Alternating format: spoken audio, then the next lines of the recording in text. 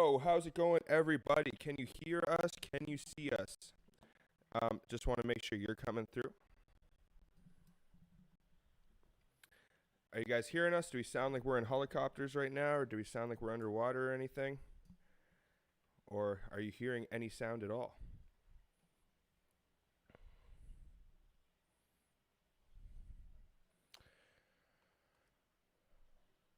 Sounds a bit wobbly. Sounds good.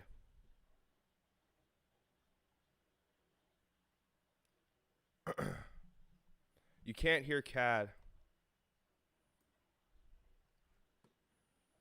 It's probably on my end. Can you guys hear CAD now? Why don't you just check and see on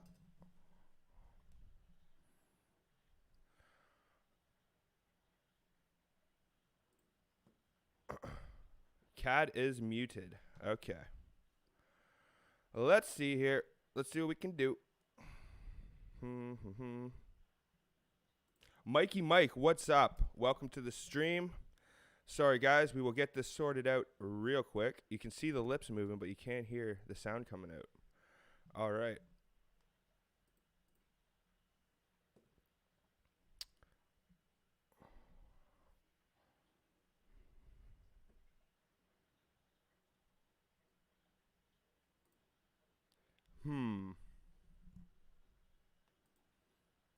Oh, you know these...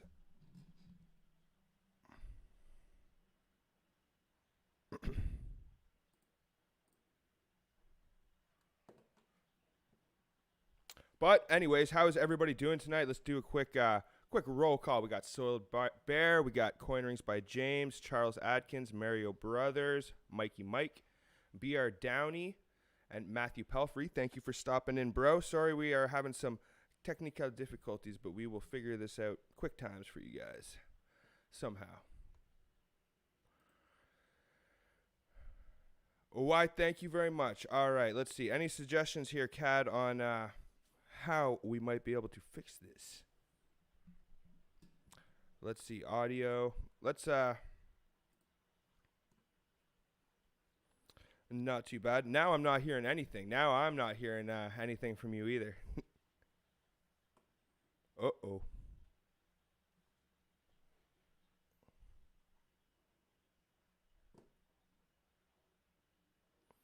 Oh, I'm not too shabby, guys. I have just been busy as heck.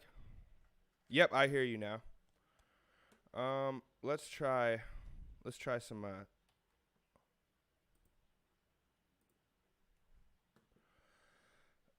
Don't worry, we will get this figured out. We will get to the bottom of this. Let's see if I can figure this out. Is that any better, guys? Say something, bro. Can you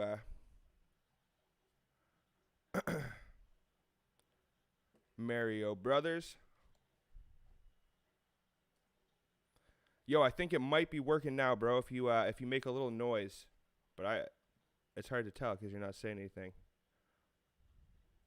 Yeah, now it's all. I don't hear anything anymore. I don't hear you, Dana. I don't hear anything. Can y'all hear me? I guess this is the problem with setting up these. Yeah? Okay, everybody. Now it's on, but loud. Okay, so they hear you now. I think they hear you now, bro. Can you hear me?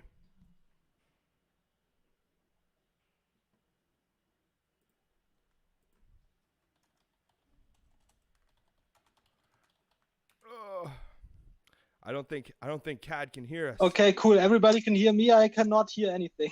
Oh God.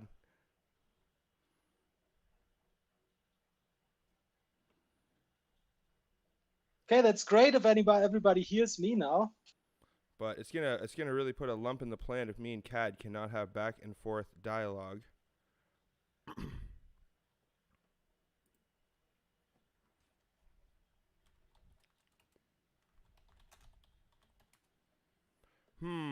We will see if we can get to the bottom of this.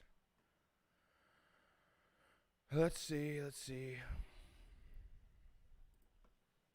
Can you hear me now, CAD? Can you hear me now? Well, whoop. I don't know what I did to the Discord there, but there we go.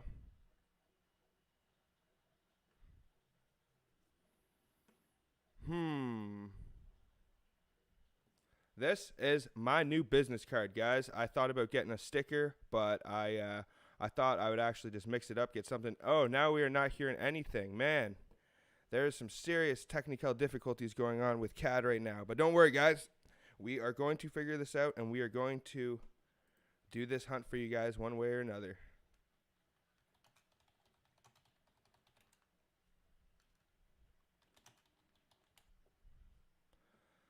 Huh.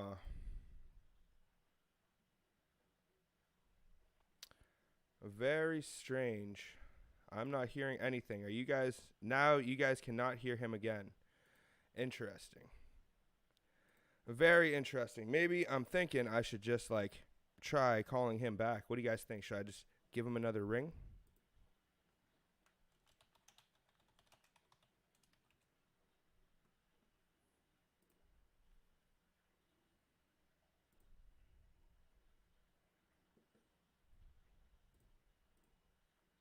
Nothing. Very strange. Restart stream. John Argent, what is up? Welcome to the stream. I do not know what is going on with CAD's audio right now. We are having a bit of audio difficulties, but don't worry, guys. We will sort this out. Well, I try and wait for him to sort out his audio, which hopefully maybe he can come to some kind of epiphany here. I'm just going to show you guys some of the cool grabs that I've managed to scoop up recently. Thank you to my friend Matthew Belfry, who sent me a really awesome giveaway package. I'm going to be doing a video for that soon. And man, he sent me some epic pieces, guys. Canadian Coins and Collectibles, welcome to the stream. I'm not sure if CAD's video is frozen right now or what's going on. Holy wowza. But we will get this all figured out. Oh, he's back. I can see him.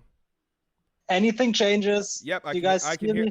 You can hear me, right? Can you hear but me? Can the other people hear me? That's the big question here. They should be able to. I think they can. Can you hear me? I can hear you, yes. Okay. The question, I heard you before, though, but I don't know if they can hear me now. Guys, can you hear him now? They can hear you. Woo! Yeah, we're finally on. Awesome. Okay, so that did the trick. Just restarting the call is the move. Awesome. All right. For you guys that hung in there, thank you so much, guys. That's awesome. So, CAD, my friend. Okay, so my camera is working too, right? You can see my screen. CAD is probably twice as loud. Okay, let's get that down there. Guys, just if you want to let us know about the volume and stuff like that, all of your constructive feedback is appreciated. We want this to be top-notch quality for all you guys. I should have turned him down a bit there, so hopefully the audio. Okay, hopefully this is better. But welcome everybody to the stream. We are going to be doing a nickel battle tonight. How many rolls do you have, my friend?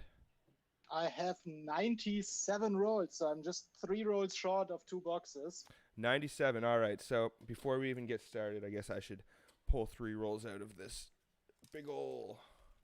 I give you a head start, man. You can have the 3 extra rolls. I'm confident. All right. Ooh, I like the confidence. You know, after some of these hunts that I watch you have, man, I honestly might need a bit of a head start. Not really with nickels, man. Like, my rolls don't look the best. They look very pedestrian. Doesn't look like there's anything special there. But you never know. You never know. That's the joy of it, right? Especially the paper rolls. I mean, the good thing about the plastic rolls is you can always take a peek inside. You can see those 12 edges and stuff. But the good fun about the paper rolls is they're just full of mystery and suspense. Yes, I have only paper rolls today. I don't have any of the plastic wrappers. Oh, and I start the hunt with a point. Okay. I found 163 here. Just a 63 young head. A measly little 63. All right, if any of you guys mind keeping some tallies as we go along here, I will keep a tally, but there is so much chaos going on. I tried to set it up on the screen, but you know, just be glad we actually got this working today. 68. Yes, I'm super glad here. Thanks for having me again, my friend. Oh, a pleasure, dude. You are welcome here anytime. You're one of the OGs. I remember back in the day, you leaving comments on some of my first videos and being like, man, who is this guy? TAC 47. He really seems to know his stuff. Yeah. How far we have come. CoinRingsByJames. Yes, James. I'm sorry, guys. CAD cannot actually follow along with the chat, so if I echo some of these messages back, I'm just trying to inform him. If you guys have any questions for him or anything like that, please do not hesitate, and I will try and let him know. I guess we're not re-rolling these tonight.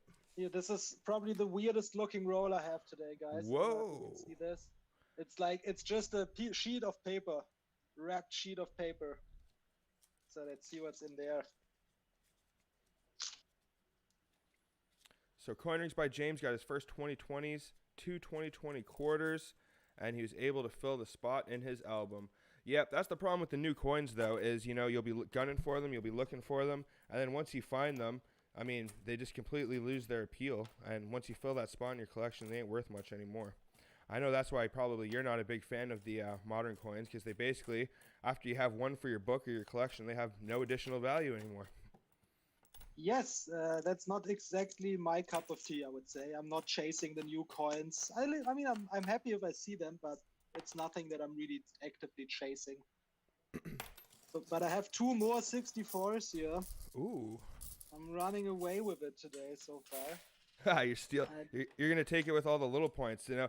I don't know if you saw my last nickel hunt, but I got a full roll of 61s in that hunt, and I was thinking, you know, for these battles, all it takes is just one of those rolls, and then we're gonna get a huge lead on each other. So yes, you would have whooped my butt. So yeah, just regular 64s, no extra waterline or anything there. All right, you're at 3 points right now. Already 3 points, yes. What else? Did you have any good pickups or good finds this week? I got some good stuff in the mail. I am going to be doing a mail call video. I'm not going to do too many of those, but this one I got 4 packages in, so I thought might as well make a video. I got some really cool graded coins. I might show off a little bit later on because I'm trying to get more, like I'm trying to sell some of the colorized quarters and stuff online and on eBay, and basically just reinvesting all that money into graded and silver coins. Like that's where the money in the market seems to be. So as much as I love having 20 or 10 of the colored 2017 Hope for a Green Futures, I would rather have one $50 than 10 of those, you know? That is correct. And I have my young head number 4, man. Nice. You're taking it with the young heads so far. All the 1-pointers. But you will start finding your 2000 Ps again soon. And then I have no chance because I never find 2000 Ps. Well, just I wait. didn't find one in 6 months. I'm not kidding, and I've hunted quite a lot of nickels. And you actually actively look for them too, so you're not just. I look at every 2000 that I see, and I haven't found a single 2000p in the last, I would say 6 months or like maybe 4 months or something, but a significant time for sure. It gets a little tedious because you have to flip. Like that's the good thing about nickels that gives us a bit of an advantage for checking the P's is they only have I'm not sure if they have it for 2003. They might actually, but for quarters you see a lot more P quarters. So it gets extremely tedious because I'm always checking for the 1999 P Mule. I know that Great White Northerner found one of those, and he hasn't uploaded the video yet, but that is going to be a good one because that is like for quarters. That's the kind of stuff that I'm really looking for. You know, the color enamels, they're great. They're like it's fun to show them off in the videos, especially to the American coin collectors. That's why I really like to do the quarter hunts, is to kind of just feature our coins to those who haven't really seen them before and just get some extra appeal and interest in them, because whether you like them for their value or not, they are incredibly beautiful, and our mint is really ahead of the game in terms of its technology and stuff like that. But it is what it is. The coins, at the end of the day, they're just like if they put 1 million colored D-Day toonies or non-colored and 2 million colored, those are just regular circulation coins, and they're not really worth more than face value unless you can find someone that's willing to pay it. Oh, and I have a good roll here. This is a good roll. I have at least 3 12 edgers in this Oh. roll. Oh, sorry, man. So let's. You said sorry. You said you got one more 64, right? I found 4 young heads so far. Okay, just making sure. And here's the first one. And this one is a 1962, which I will check for doubling later. And then the next one is a 61. Big shocker. And the last one, oh, there's a young head as well. So we have another young head. So it's 3. And a 1960. So I have 3 12 edgers and 5 young heads so far. Well, that jumps you ahead. You are at 8 points right now, which is quite the leader. Sorry, 8 points is what I got, but not bad, What man. did we do? What did we do again? We did 2 points for the 12 edgers, right? So I Yep. should be at 11 points right now. I I- have 5. I actually might be able to pull the point system up here. I think I actually found it the other day. Let me just see here. Sorry, guys, if I'm taking a second away from the hunt here, but it would be nice to be able to show y'all this point system we cooked up a while back. Yeah, I used the time to switch the microscope and show you guys the 12 edgers that I just found. Set up the microscope 1 second, guys. Let's see here. Bit further away here. So 1960 here.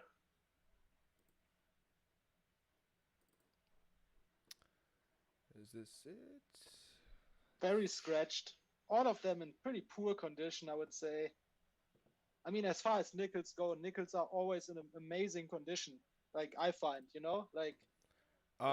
Yeah, very rare. It's the quality of the metal. Nickels are really hard metal, and this is what I was told. So that's also why a lot of the nickels you find will be so beautiful, is because of actually the composition. When they strike the nickel, because it's such a hard metal, it imprints really, really well on it. So that's also probably why they're in better shape. I don't. That's just my theory, but it would make sense.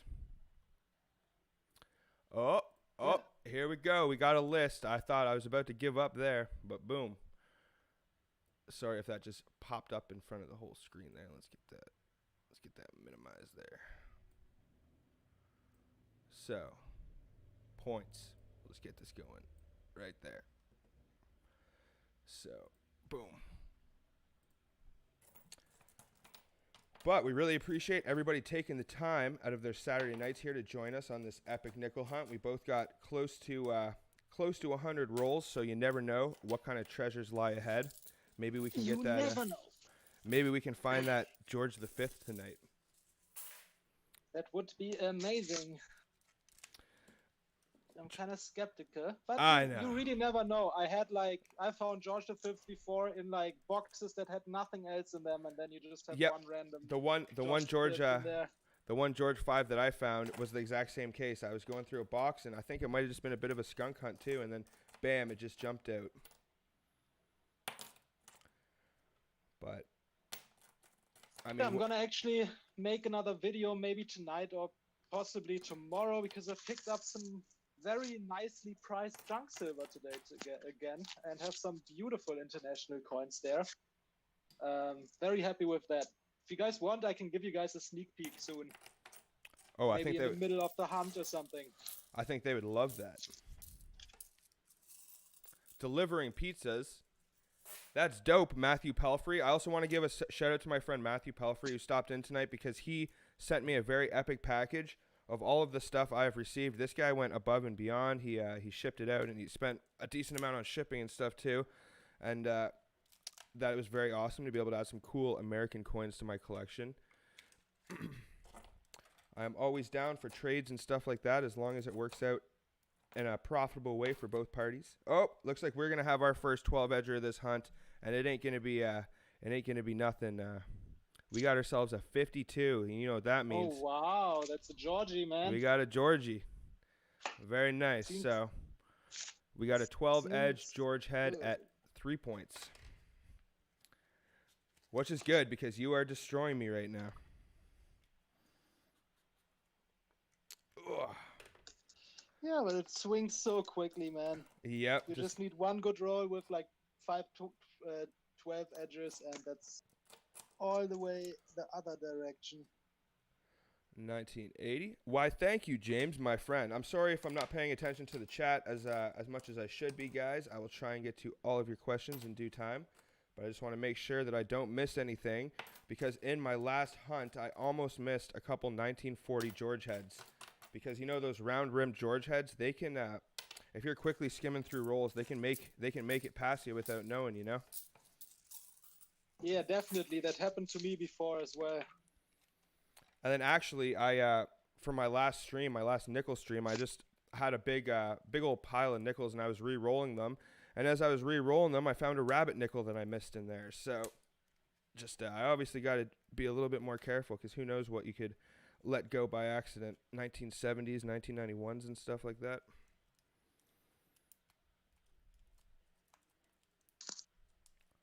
Exactly. Some of them are in such good shape. I don't know what was up with my last nickel hunt, but I found almost nothing but like 1940s. I found like a ton of 1940 round rim George heads, a ton of 1940 Jefferson nickels. It was weird.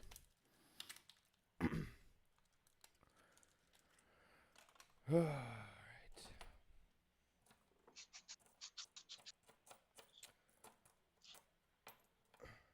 So, have you been following along with the American Silver Eagles going on in the United States there, Cat? Did you hear anything about those recently? I heard there was a huge disaster. When was it? Yesterday or the day before? I heard about that. Apparently, that their whole website crashed and everybody was frustrated because there was this new commemorative coin, right? Yep, the new That's what I heard. the new 2020 um, Veterans Privy or something like that. I don't know. American Silver Eagle. It's a World War II edition. They only made 75,000 of them, and there's quite a few more coin collectors in the United States than just 75,000. So that was just a shit show waiting to happen. Yes, and I heard their website had the biggest traffic in their history, actually. Yep. So they were completely overwhelmed, and yeah, a lot of people got really upset not getting one. And those kind of coins are always really, really popular because like many of the silver stackers are very often also into military and stuff. Yep. So well, it's not my cup of tea, but it is understandable, and it's actually quite pretty coin. I like it. Yes, it's just for me the appeal is obviously the mintage. Like I'm not gonna I'm not sure the availability for us here in Canada. Like we might be able to still buy them, but I don't know if like deals like that are exclusive to them in the United States. Do you have any idea about like that kind of like are we? I mean, I'm not sure if there's going to be like maybe a second round of those coins.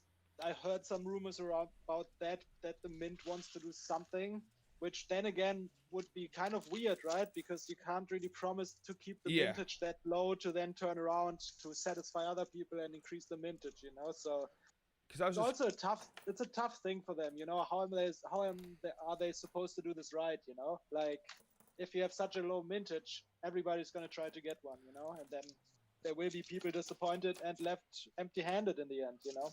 Yep. Well, you think they would have figured it out by now. I mean, they've been only making coins for like hundreds and hundreds of years, but I guess it's not so simple, but... Yes, and I don't think they, frankly, don't really give a shit, you know? Like, the mint, it's not like a normal kind of business that has to keep their customers happy, you know? You either put up with them and you get what you want or you don't, you know? That's basically it.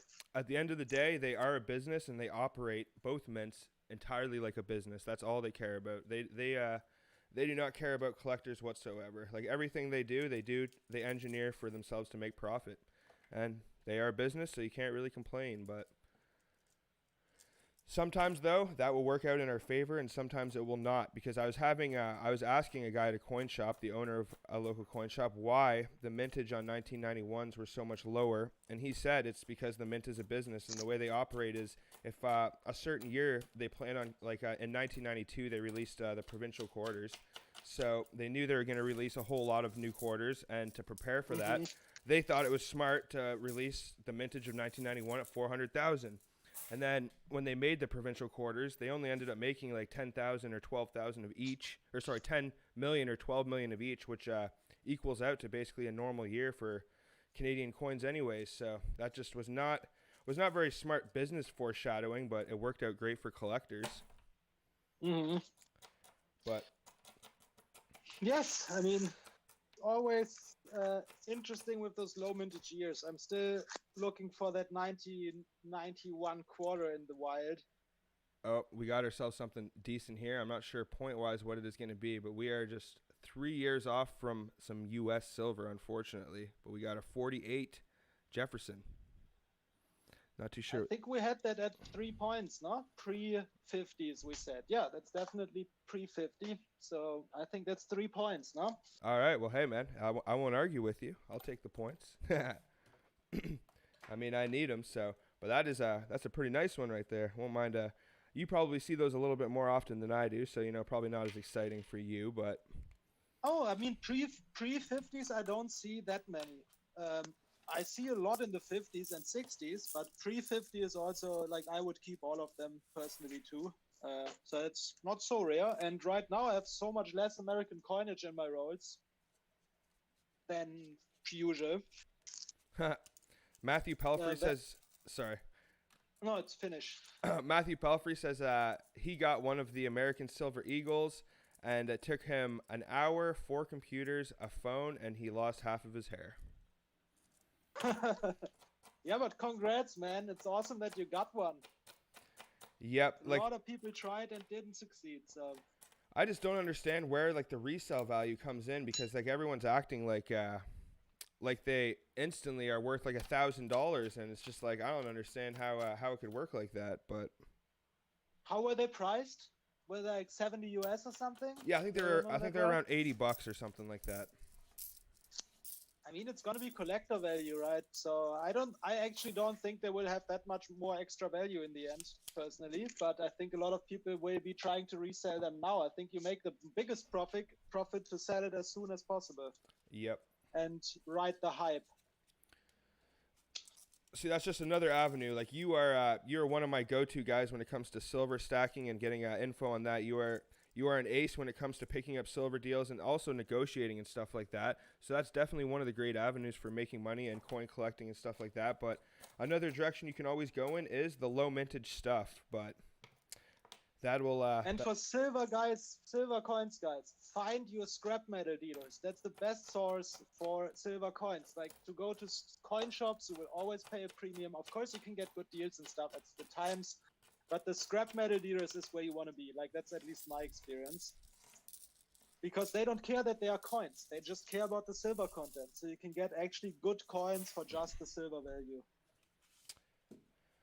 Mario Brothers said it would be pretty cool if Canada got ourselves W quarters, a low mintage quarter design mixed in the uncirculated rolls. Well, we unfortunately don't have any circulation W coins, but we do have proof W coins in 1998 and the year 2000 and 2001 for the O Canada sets. We released W quarters. So go up and pick yourself up one of those mint sets for, I think it's 25 to $30, and you can own yourself some W Canadian coinage. Oh, For another 64. So 1 more point for me. I think I found something.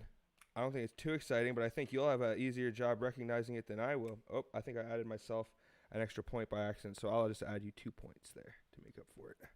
All right, Cad, have you ever seen one of these, my friend? Being on the West Coast, you said you deal with the Asian currency a lot more.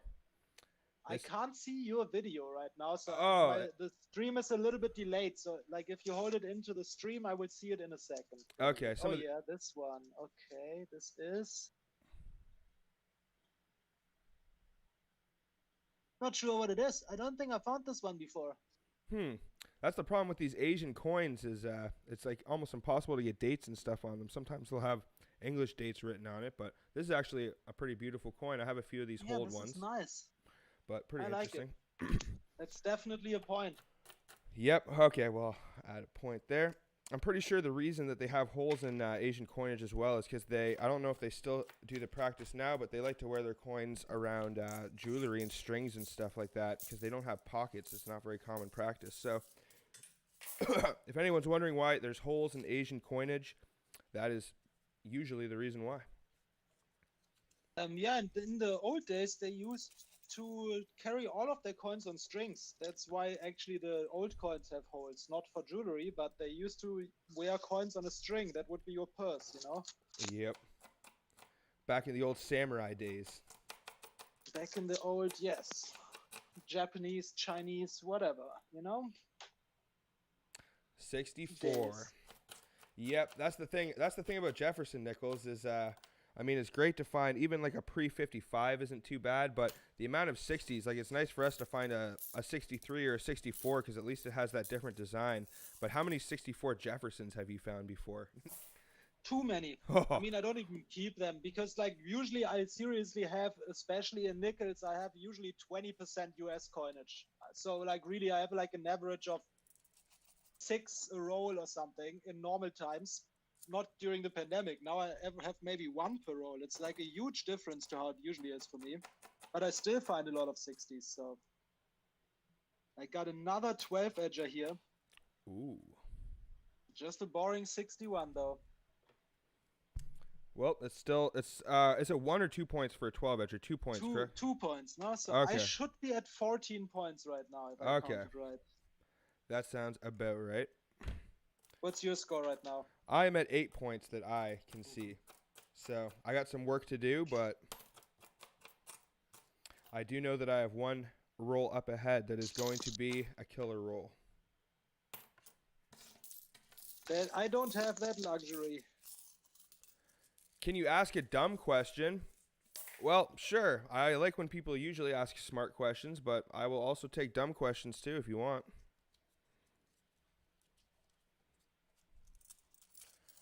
And anyone who has joined the stream recently, I appreciate you stopping in. Canadians, coins, and collectibles, my friend. I just shipped your package off the other day. It hopefully will be arriving next week. Coins and Collectibles wanted a couple new V-Toonies, and he's trading me some Walking Liberties and some... oh, lordy. I'm sorry I cut that off there, guys. Sorry, I'm going to finish my thing. He's going to trade me some Walking Liberties and Benjis for some V-Toonies. I think that was Canadian Coins and Collectibles. Or maybe he just bought them off me. I don't know. I have so many deals going. But anyways, I sent your package, bro. And look what we got here. We got a 12-edge Georgie. Let's see what year it's going to be. Oh, 1951 commemorative. Not bad. Not bad. Not in great shape, though. You know, it's nice. I found a couple that are in like almost MS state. That one is one of the rougher ones I found. So, but still nice. Gets me a few points. Oh, yeah, and I have a new camera on the way, so this terrible quality is over soon. Oh, it's not terrible, my friend. And everyone has to start somewhere, dude. Like, I feel like some people are probably discouraged to even start channels, and just because they don't know like the simple nuances of filming and stuff like that. And like everyone has to start somewhere. If you guys go back and watch some of my first ever videos, I mean, I made the mistake. First of all, one tip I will make to all of you guys, if any of you have YouTube channel, is never delete any of your videos. Always just, if you have an old video that you don't want people to see or something like that, make your video private, because YouTube pays you, and you earn money, and your performance is based on views and stuff like that. So if you have a video and we have another couple finds in this roll. If you have a video and you delete it, then say goodbye to all that watch time, say goodbye to all those views. You might as well just set it private, and then that way you'll still have the views and the watch time sitting in your reservoir, and people don't have to see your old cringy content. But we got Yes. Oh, sorry, and just one thing I wanted to say here is that, like, you really don't need much. Like, I know my videos are, like, not on Dana's level yet, but, like, all I'm using is my phone and, like, Windows Video Editor. That's it, you know? You don't even need a program or anything.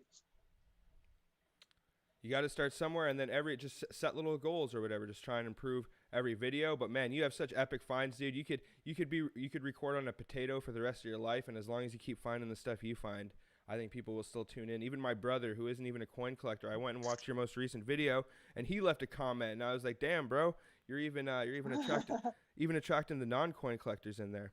But sorry, just to finish, because I did get some finds there. I got a 91, and I got Wow.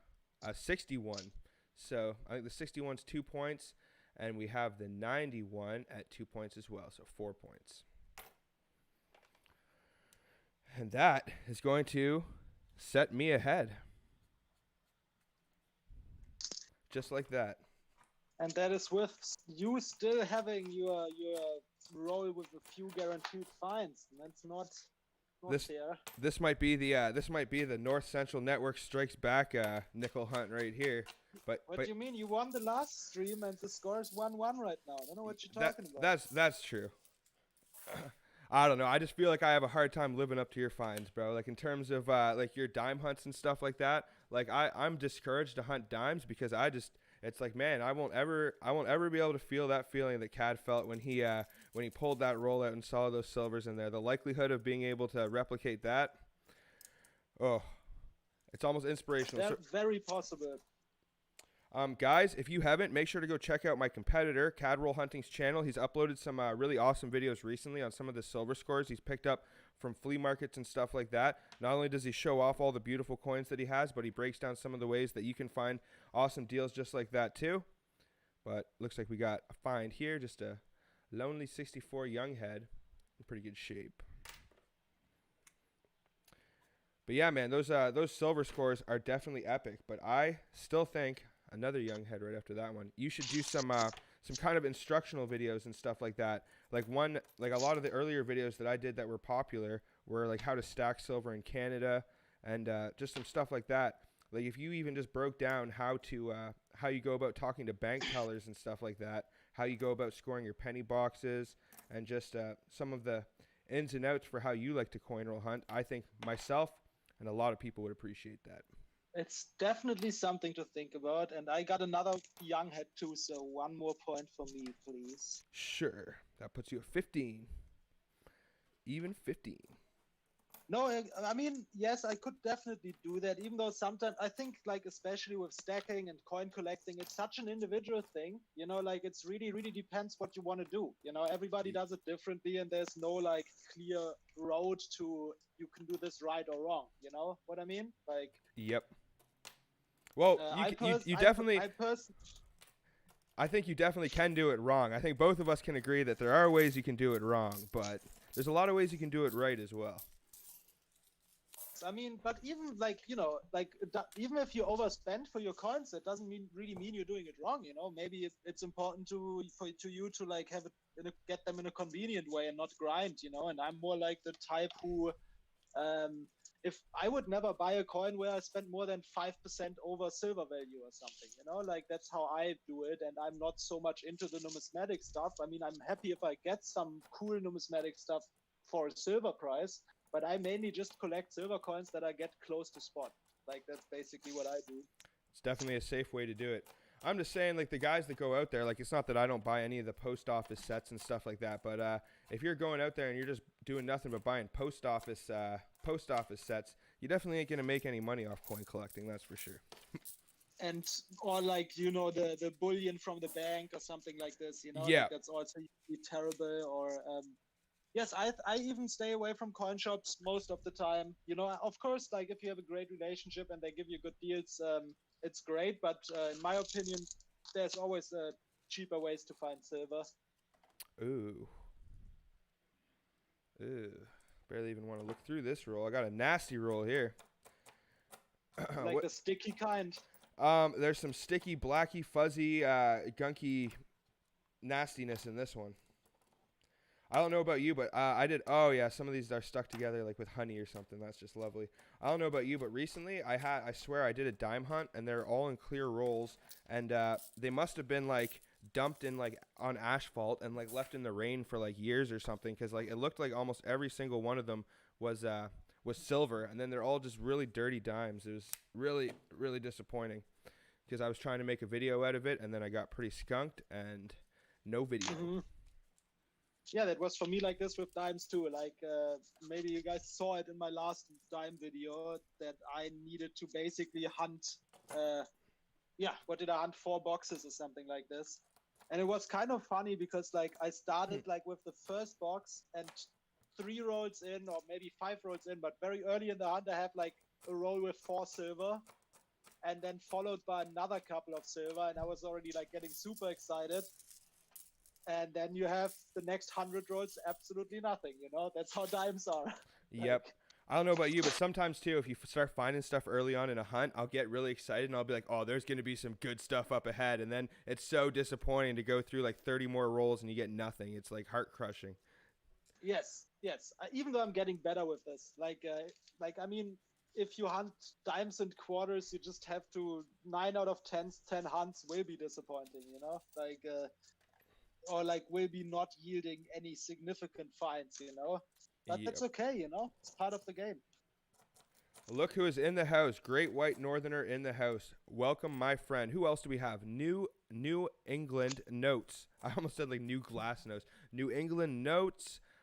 Welcome to the stream. Everybody that's in here, I really appreciate you guys stopping in tonight. We are just having some fun, hunting some nickels, having a bit of a battle here, just a friendly battle. Nothing really on the line or anything, besides pride. And you're still ahead, I think. How many rolls in are you? It is pretty tight. I'm 1 point ahead, and I got 2 bundles left, or 2 bundles and 4 rolls left in my first little segment here, and then I got a full box for the second one. I actually managed to get a box. Okay, so I have to slow down a little bit. Oh, you're going quick, eh? I already hunted 37 rolls, so I have 60 left. Man, you're probably re-rolling as you go along too, aren't you? Yes, I am. Oh, man, I don't know. I've noticed that you're nuanced in handling the coins. You're very skilled in the way that you like I've noticed before in videos like Rob Finds Treasure when he has a dime box. He like manhandles that thing and he just knows like he's like this is my dime box and he flings it around like it's nothing.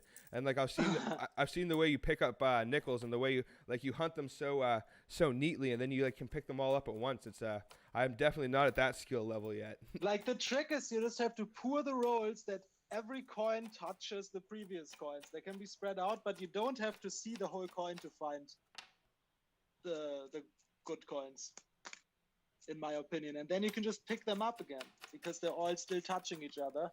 And then it's super easy to re-roll them. At least that's how I do it. Thank you very much, guys. Sorry, man. Sorry, you can continue. No, it's all good. Just trying to respond to the chat.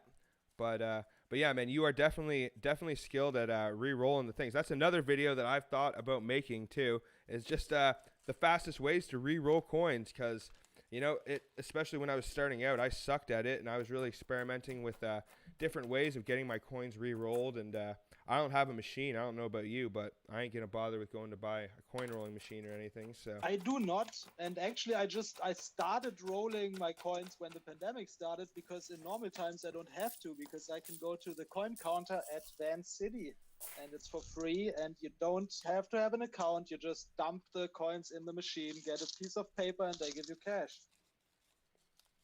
So that is right now closed due to the pandemic and concerns about the coins being dirty. So that's why I have to roll my coins. But usually I would just dump them all in a box, drive them there, dump it in the machine. The machine looks exactly like a Coinstar machine, basically. But it just doesn't take that 30% or 15%. It doesn't take any percentage. Nope. Man, if I could do that, dude, I've really been trying to crank up my my hunts lately. Because there's competitors now. I mean, I got Great White Northerner, I got you. So we all kind of have to kind of not struggle, but we kind of have to grind to put out content. Because like, let's say you're putting out a dime box, and then Great White Northerner is putting out a quarter hunt. Like I'm trying to find ways that I'm putting out different hunts at like different times than you guys. So I'll do a toonie hunt when you release a dime hunt. So we're not all like conflicting and stuff. And man, it can be a grind going out there and getting all that, getting all these different coins, but it would make it a lot easier if I did not have to go disperse them all amongst bank branches, because sometimes tellers will give me attitude. I think I messaged you you last week, and just this one uppity teller was just like, you can't deposit you can't deposit your coins here. And I'm just like, okay. And then they're like, go to RBC. And it's like, well, I don't have an account at RBC. Like, are you telling me to cancel my account here to go friggin' deposit them at RBC? But I have something good. Oh boy, no, what? But it's not insanely good, but it's a round jaw chat, 1939. Ooh. Just over here, guys. 30s Canadian nickel. Let me chuck that under the microscope real quick. Please do. You guys can see it. 1939. Microscope still has to be a bit higher.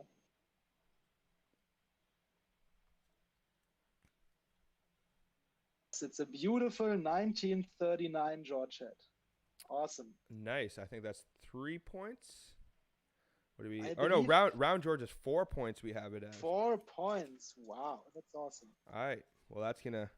The first 30s, nigga. So let's see if there's more hiding in the roll, because those guys can hide really well. You might want to do a kind of double check and just make sure before you. Or you're gonna re-roll that anyways. Yeah. So you definitely want to double check that. All right, sorry, I'm just going to get to a few people in the chat here because they are all messaging me. Great White Northerner, I really appreciate that, my friend. I've been talking to this kid, Burlington Bullion, for a while, and he's one of my go-to guys. You know, Cad, you're definitely one of my go-to guys whenever people offer me coins and stuff. It's good to have a good reservoir of experts that you can call up to know if you're about to be ripped off or whatever. But this kid, his some of like the pictures and some of the people that he's involved with at his age, is just I was absolutely blowing my mind. So I thought, for your guys' sakes, that I should bring him on and just have him break down how much it is to pay for grading and stuff like that, if it's worth it. And man, did you watch any of the video, Cad?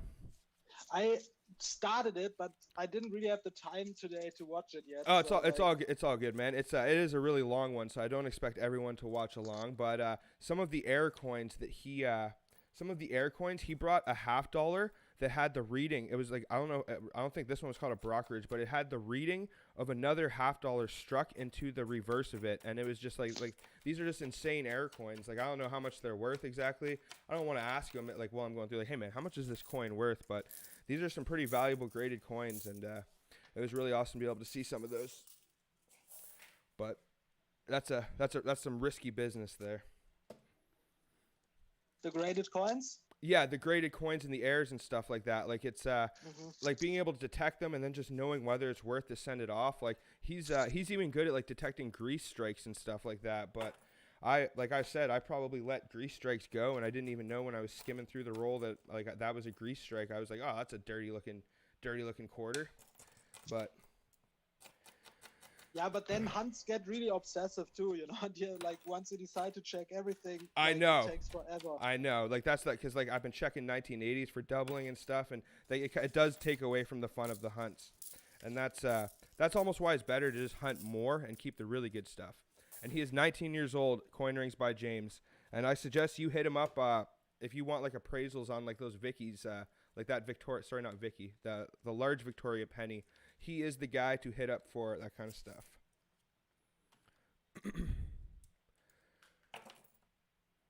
But it's just also nice to have the contacts. That way, if anybody else besides me has any coins they ever want to send off to ICCS, we can kind of like backpack orders together or whatever. I know Great White Northerners got that 1999 quarter. I know James was talking to me about busting open an uncirculated roll of silver dimes. So the option is out there.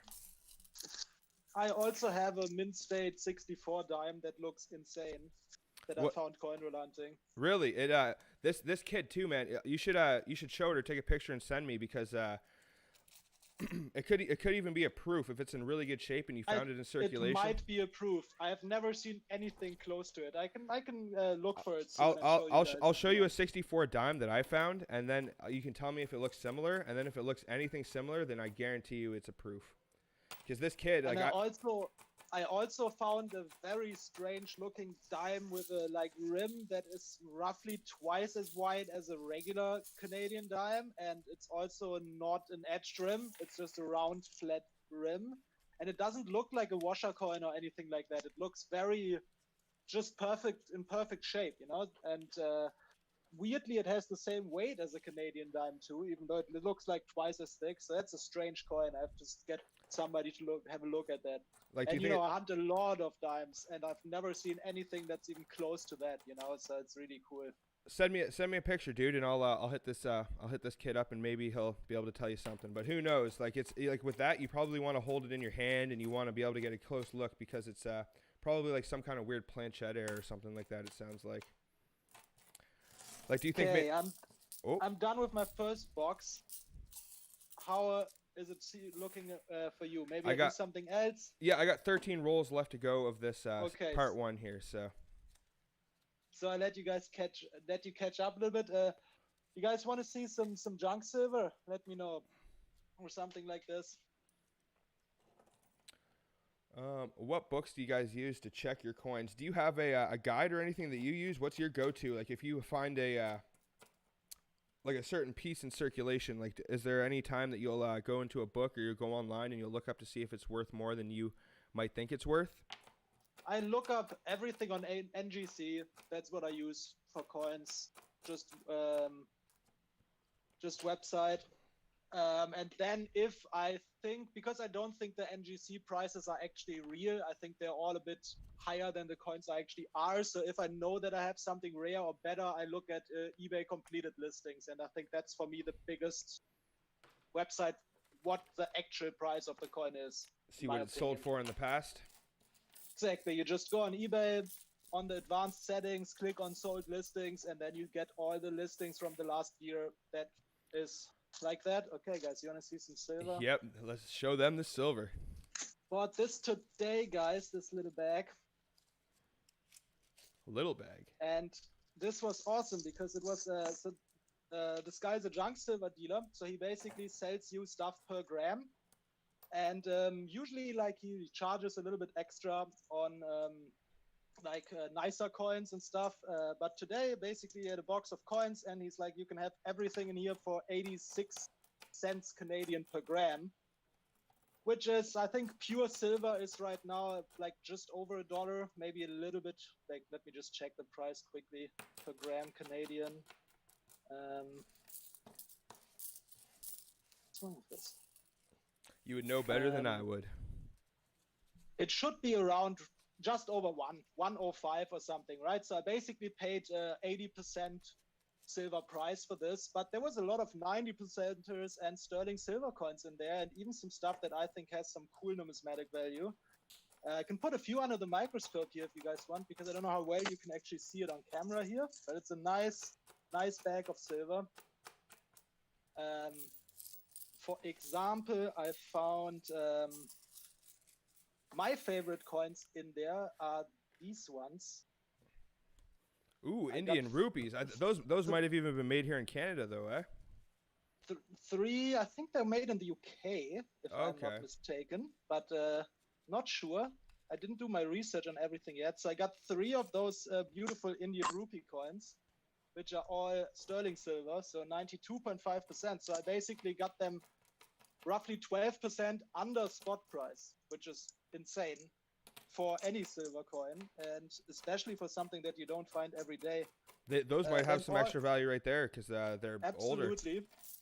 And then I got 3 barber halves, all pretty common dates. I think the best one is a 1897. Where's this one? Actually, I have 4. Yeah, 4 barber halves. 1894. Oh, that's probably the best one I have here. But then again, like 10 Canadian per barber quarter is a very good deal. Can't complain about that at all. James is asking how big, can you ask Had how big the Indian coins were? And sorry, I just wanted to get Matthew Pelfrey said a little while ago, if y'all want, y'all can do another versus video and I can send y'all both some US penny boxes. Well, hey, man.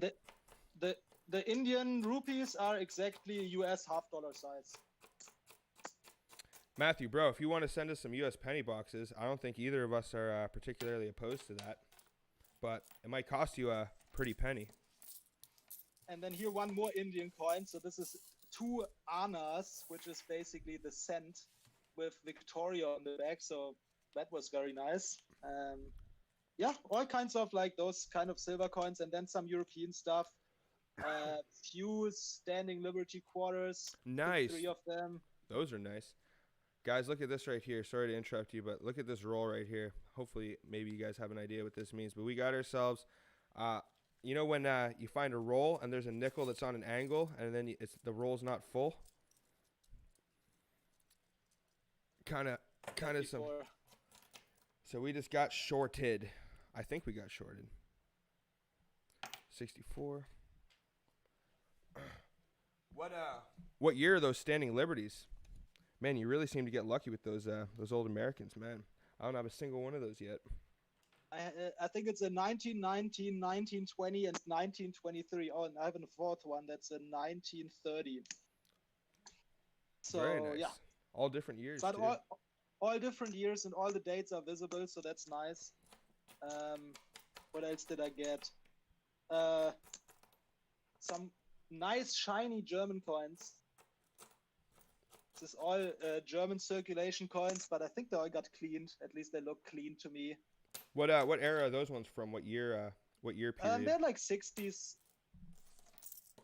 They're all from the 60s. So they still had silver in circulation coinage in Germany in the 60s, eh? Yes, they did. 62.5% silver on those ones. And these ones were not part of my junk silver buy. These ones I actually bought separately from another junk silver dealer. So those ones were paid $7 each for those, which is basically the silver price. We got a 12 edge here, guys. A rusty 12 edge. A rusty Younghead 12 edge. And what else did I have? 61. We got a 61 Tomback. No. Oh, we got some. Oh my God, we got. Oh, I think we might have a bit of a collection dump roll here. Oh lordy. Good for you, man. Good for you. Let's see how. 1950. Georgie. 1962 12 edge Younghead. And a 1953. So this, I think we can check for the shoulder fold, but I'm probably going to have to check that under the scope. I'll just do that after the stream. That's not bad. Awesome. That's a good find, man. That's not bad. Sorry, I better keep those together so I can tally the points. So, and then we got but more. I'm definitely gonna make a video about those junk silver coins so you guys can see in detail what it is, and I'm gonna talk about them and stuff. Probably by tomorrow. Oh yeah, this is what I am talking about. We have struck ourselves 12 edges. All right, well that's it. But we got ourselves a 62, a 50, a 53, 61, two 61s, and a 64. So 3, 6, 9, 12,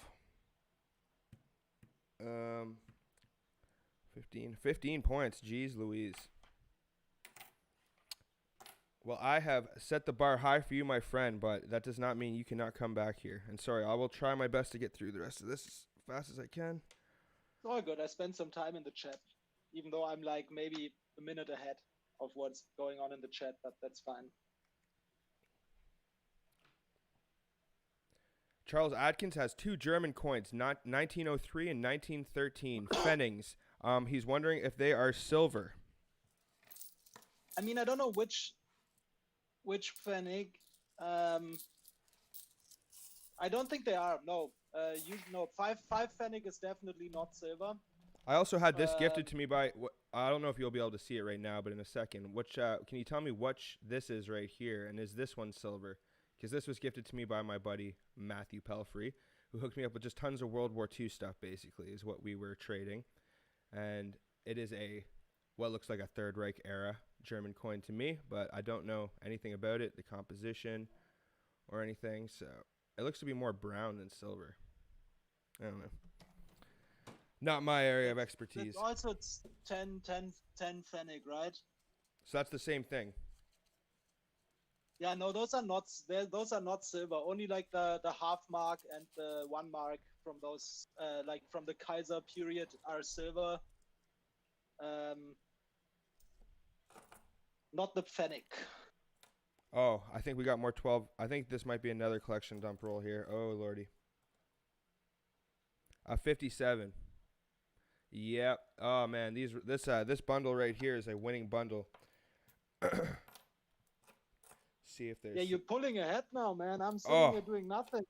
I'm sorry, dude. I'm 61. 61.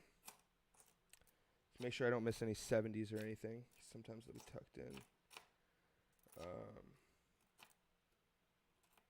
Or I don't miss any round rimmed Georgies. So for the German coins that are actually silver, how much silver is in them, and then what's the value of those for like buying and selling? So just 3 in that one we got. I mean, it depends on like the years, right? So like all the pre-World War II coins, most of that is 90% silver in Germany. All of the modern coinage, silver coinage, is 65%. Sorry, 65% silver.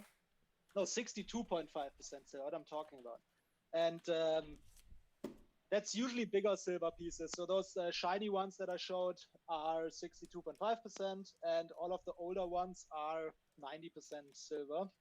And Okay. then you can get like really cool antiques German silver coins too, and they vary in percentage. You have some coins that are 30% silver. You have some stuff that is 80% silver. You have all kinds of different things. Yeah, but that's the kind of junk silver you buy over there, you know? Like you can actually get those things for like junk silver prices and stuff, you know? And I'm always active on eBay Germany too to buy European coins and put some bets there. And if I win something, I just ship it to my parents. And if I'm back home, I pick it up. All right, it looks like we got another roll here. Another roll, another 12 edge, a little dumper. We got a 47, looks like plain, but you know, could be the dot, but I doubt it. 61. Let's try and get through this quickly so we can get into the second part of this battle here. If there's any chance for a comeback. 66. So I know also for like the German coins, the only ones that I really know and have really looked into is like Third Reich era because I love the World War II. I know there's mint marks and stuff like that too. Where does the mint marks come in terms of 46? 46 is a nice one, isn't it? I'm pretty sure that might be pretty low mintage. Maybe not. Maybe it's 46 is okay. It's not amazing. Is it? It's 49. That's the good one, right? No, 48. 48. 48 is the good one. Yeah, that's the good one. I think you might have found one of those recently, didn't you? I never found one coin roll hunting. I think I found one actually metal detecting, which was pretty funny. That's wow. And it was like in perfect condition. So I couldn't explain that one because it was like basically a surface find in perfect condition, but it was like in a really old park. So I don't know if somebody just recently dropped it and it was a random 48, or it just didn't get damaged over the last 50 years. You know, I don't know what's going on with that coin, but impossible to know with any of this stuff. Like, how do all of these end up in these rolls that we're finding right now? Like the mystery is half of the fun. But yeah, for metal detecting, it's crazy. Like just especially if it's in good shape like that, I don't even understand. That's insane. Because I rarely find anything metal detecting. Having a really hard time doing that. A little bit in the summer, but didn't do that much recently. JM Coin Lad Late Cure, what is up? Welcome to the stream. Thank you for stopping in. You guys are just tuning in right now. I am stumbling upon a whole bunch of good 12 edgers here. Maybe I wish this would have been for a video, but you can't always pick and choose, I guess, when you find the good stuff. Yeah, you never know, man. You never know. You always have to be ready. Yep, 61 or 63 there. Let's see. 74. It's strange. Like, I wonder how all these 12 edge get mixed in with all the modern ones. Like, it's just like, obviously bank tellers probably just don't care about them. 62. But it always intrigues me to know, especially when you find a good silver coin or something like that, the journey that coin has taken. It could have made its way out of a set. It could have just been floating around in circulation for like 50 years. But honestly believe that most of those things is just coin jars, you know? People having a coin jar for like 10 years, 20 years and just chucking all their change in there and then at some point deciding to deposit it, you know? Yeah. Why can't we have access to these coin jars, though? Oh, yeah, that would be nice, you know? It would be nice. We got some more here up to 60. And I'm going to have to tally all these points as I'm finding them because I'm kind of getting ahead of myself here. But you probably have like 100 points already now, Exactly. I have no chance. Dude, it can happen. All it takes is that one roll of 64s, and then boom, you're right back in it. Yes, that's true. 40 points. I think we might have to consider kicking the 64s out of the coins, out of the point system because they're so common. Well, they are common, but in this hunt, I mean, I'm finding more 12 edges right now than I'm finding 64s or 63s. That's So. true. I've That's had true. I've actually had hunts where I haven't found a single 63 and 64, and I found some 12 edges and stuff. So it's just weird. All right, 2 rolls left to go. Sorry for the delay. I'll get through these quickly. 10 Fenning. Are these silver? Sorry for I gave you the wrong info. It's all good, Charles, bro. Don't worry, man. We are all here to learn and to share knowledge with each other. And every once in a while, we all get things mistaken. Another 61. Just better check these Jeffersons. Make sure I don't get anything too crazy. Another 60. No, and the 10 Fennec are also not silver. They're just copper nickel. Just for you guys' information. 61. Man, this is going to be a nice haul right here of 12 edgers. 56. That's a little bit better too. That's definitely a better year. Very nice. All right, one more roll of this epic bundle. It's kind of sad. Whenever you get a good bundle, it's kind of sad when you get down to the last roll, but I feel ya. maybe this is the one with George the Fifth lying inside of it. No, this is the one without any 12 edges even inside of it. But I wasn't lucky in getting pennies last week, to be honest. Last week was the worst penny week in a long time for me. They just weren't handing them out, or what? They just didn't have any. My usual... I have like 3 banks that actually call me when they have pennies. I guess you have just overfished nice. You've overfished the penny oceans, eh?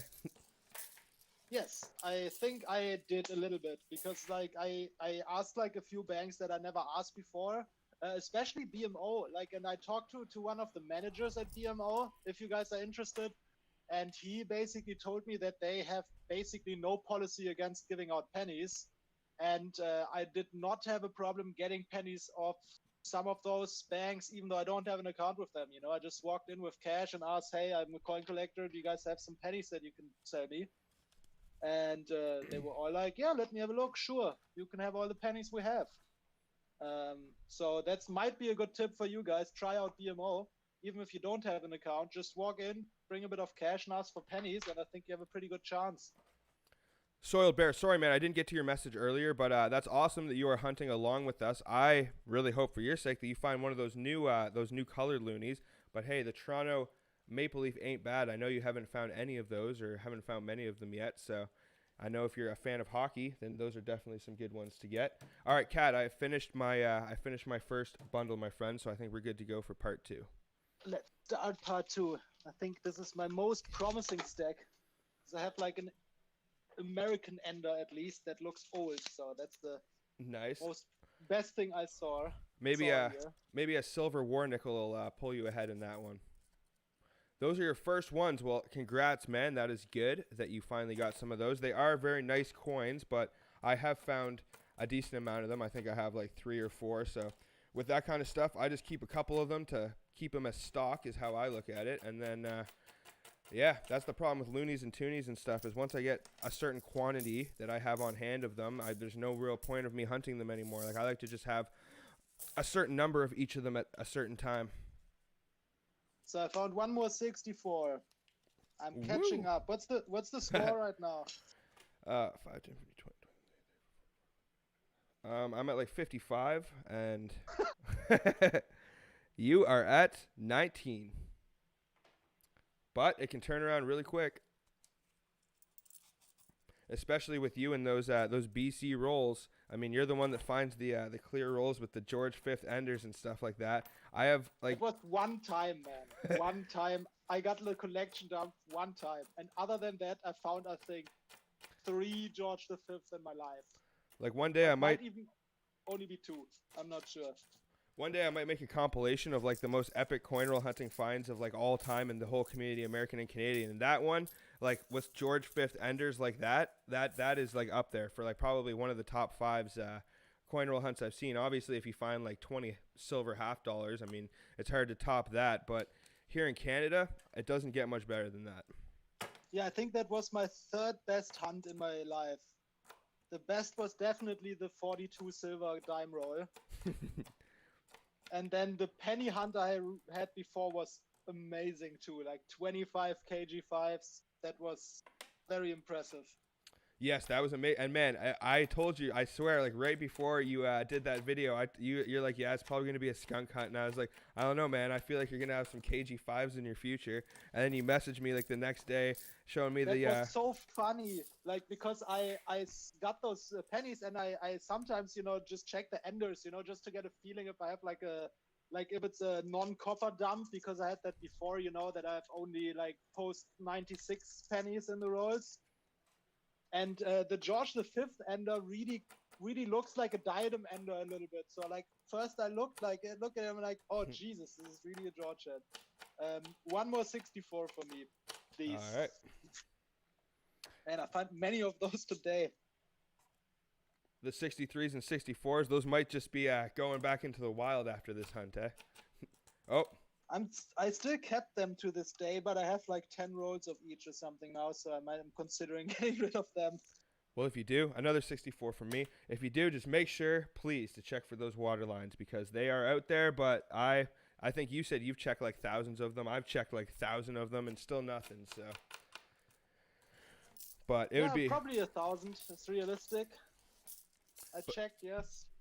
But that one right there, like it's better. Like in my opinion, the extra waterline 64, I would rather find that than any KG5 or anything. Like that's an error, like such a well-known error that if you find it, it's worth like minimum, I would say $15 to $20. Absolutely, you're totally right. I would also prefer finding that over a KG5 or a buffalo or something. Ooh, a buffalo though? Oh, that's a close toss-up, man. You've experienced that before. You found the buffalo, so you've channeled the great. And white realistically, a King George is better than a buffalo. Like buffalo nickels are not really valuable unless you find like a really good day. Like you can buy buffalo nickels for 20 cents each all day long, no?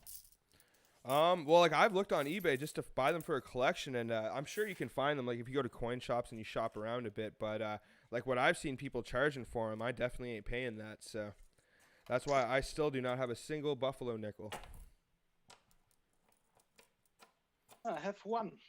I think in 1936. That's the one I'm that not mistaken. That's the one that you found. You just held on to that one, obviously. Yeah. I hold on to everything that I found. You didn't sell it for 20 cents. No, thank you. I'm pretty attached to the coins I find coin roll hunting.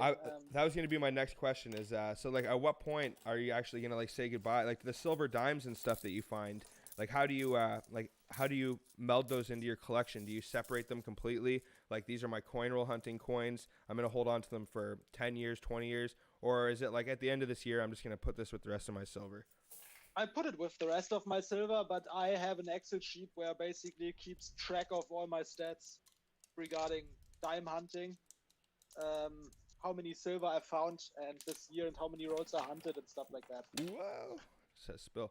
All right, let's get to the chat. We got some people. CoinRingsByJames wants to know if you will sell one of those Indian 1 rupees for $20. I will consider it. I just got them today and I kind of like them very much. So kind of hard for me to let them go, but I consider it, James, for sure.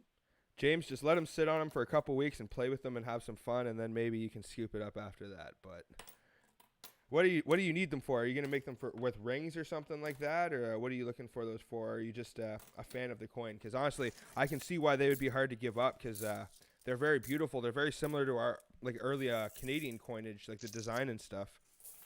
Yeah, they're very nice. But I found another 12-edger, so another 2 points for me. I'm slowly catching up here. Nice. What's that? Just a 60 to 62, obviously? 61. Of course. James. It's always 61s and 62s. Do I want to trade a couple of Buffaloes for a couple of $2 V coins? Sure, man. I got a whole lot of V coins I'm holding on to right now. Not a whole lot, but a decent amount. So I would definitely be willing to trade those for some stuff I do not have. My email hopefully should be in the description below. So hit that up and I'll work something out. But I mean, my man Cad just told me right now, 20 cents each. So That's got to be at least something like that, you know, like the common years or the slick ones and stuff like this. I think people often overestimate the value like of those kind of things. Also like wheat cents, you know, like Yep. how much is a wheat cent worth? Like 3 cents each or something? The common years, you know, like it's nice to find them, but they're not very valuable. And then Adam S, you found a men's colored hockey Rays 2 last week. Man, that is epic. I'm think you might be in one of our coin groups on Facebook, and I may have seen that. And if you did, that is super epic, dude. That's got to be worth a pretty penny because those colored hockeys are already worth like at least $1 on their own, I would say. Now, Kat, have you ever gotten clear rolls that have like colored lines through them? Like these clear rolls I'm looking through right now, the plastic ones, they all have like a blue like line going through the middle of it, and a bunch of the rolls in this box do. And I have seen them before like that. And have you ever seen anything like that before? I have, yes. I just see them on the stream. Yes, I have seen those before. What do you think that's from? Do you think like they're indicating searched rolls, or is it just like a bank marking them up or something like that? I don't. Is it actually? I don't think it's marked. I think it's actually printed. I think it's just how the rolls look like. Really? Okay, so it's just that brand of clear rolls, I guess. Then. Yes, exactly. That's what I would say. Well, that would make a lot of sense then. I just wondered because like sometimes some of them will have it on it, and then it's just like, I wonder if those have been searched or. But that makes sense. Definitely interesting, man. Like you don't find them often, but that's those clear rolls. Like usually they come from like dollar stores, and yes, they look very, very different. What's your opinion on the clear rolls? Like how do you like to use them for re-rolling, or do you prefer the paper? I hate them. They're the worst. They always break, and then you get them often with tape, or they already are broken. Stuff like this. And then when you actually, let's say you use them to re-roll your coins, you usually have to use your own tape too, because it's such a nightmare to get those little tabbies to stick. I don't know about you, but they just never stick on them for me. I'm not a fan of those rolls, and often I chuck them. I just use another wrapper for them, you know. Yeah. Well, why did the dollar store ever have to start selling plastic rolls? They should have stuck with paper. And they're even expensive. I think businesses like to use them because like the place that I work at, he likes to deal with clear rolls for whatever reason. I don't know why. That's like all he buys. Probably because they're cheap. How is your pace? Did you hunt the first stack, or should I slow down a little bit? Yeah, I'm almost 10 rolls into this so far. Okay. Just guys, I show you guys a dime that I found. Like that's really shiny, and you guys some of you are experts like for like proofs and stuff like this. So I found what you got to do is you got to show the obverse. I will show both sides. So this is just a beautifully shiny 1964 dime. Crazy, you found that in the wild. Let me guys know what you think. I found that coin roll hunting. So it looks like it does not look clean to me at all. It looks like it really has the natural luster of the coin. Usually I can see it pretty well if the coin got cleaned, in my opinion. And this one is just so shiny. Has a few scratches and stuff, but it's beautiful. Looks like it came from like a proof-like set or something like that. Can you maybe get just a little bit farther away? Because it's really, you got to see the like the queen's bust, and then it's looking like it might be proof-like. Like, does it look like a really pronounced strike for the queen? Yeah, it looks super detailed and super nice. So like, yeah, this far away I can go. I don't think I can get further away. I'd say, man, by the lettering and stuff like that, it looks super detailed. I'd say that's probably a proof-like. But if you want to take a picture and send me, I can do some research. But I would say that looks like proof-like to me. Let me know, guys, what you think. That's nice, though. But it's a nice one. It's definitely the best condition silver dime I ever found hunting.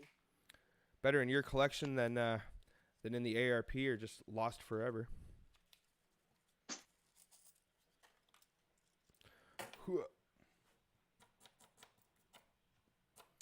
Right, I do the second stack. Yep, it's just too bad we don't have more identifying markers here in Canada. Like, I wish we had some kind of like little tick or little dot that let us know that we found a proof, but you just have to have that trained eyesight that I do not have yet. Yeah, we don't really have like an easy S mint mark or something like this, right? Exactly. Oh man. Uh-oh. I What? got one, man. No, you got one? I got one.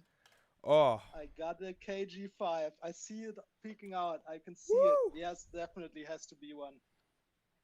Let's check it out. I finished the whole roll, but yeah, man, I didn't find one in so long. Like since my collection dump, I don't think I found one. Oh, lordy.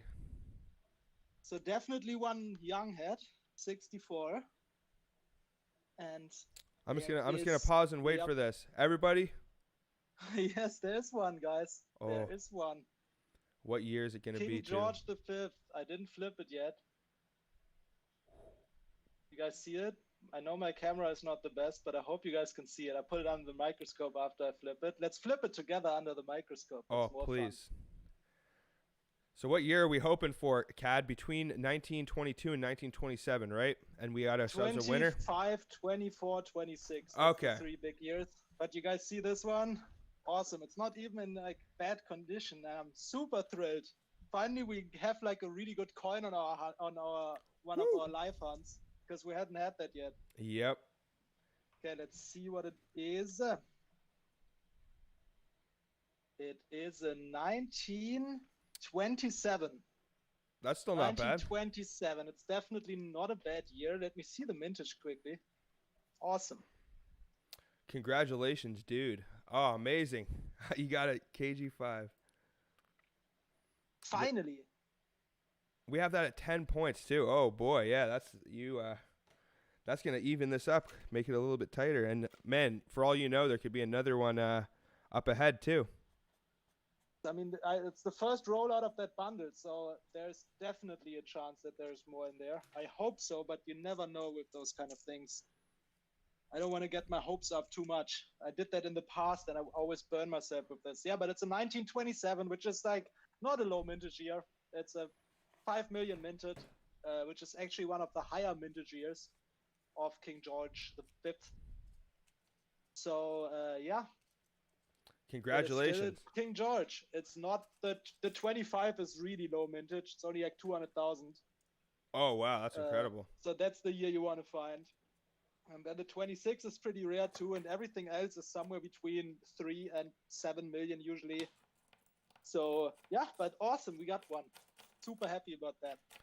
Congratulations, my friend. I added 10 points to your tally. Much. So regardless of anything, I think both of us are going to walk away from this hunt pretty happy tonight. I mean, I got a whole lot of 12 edges. You got a KG5, man. Anything else happy, we find? Man.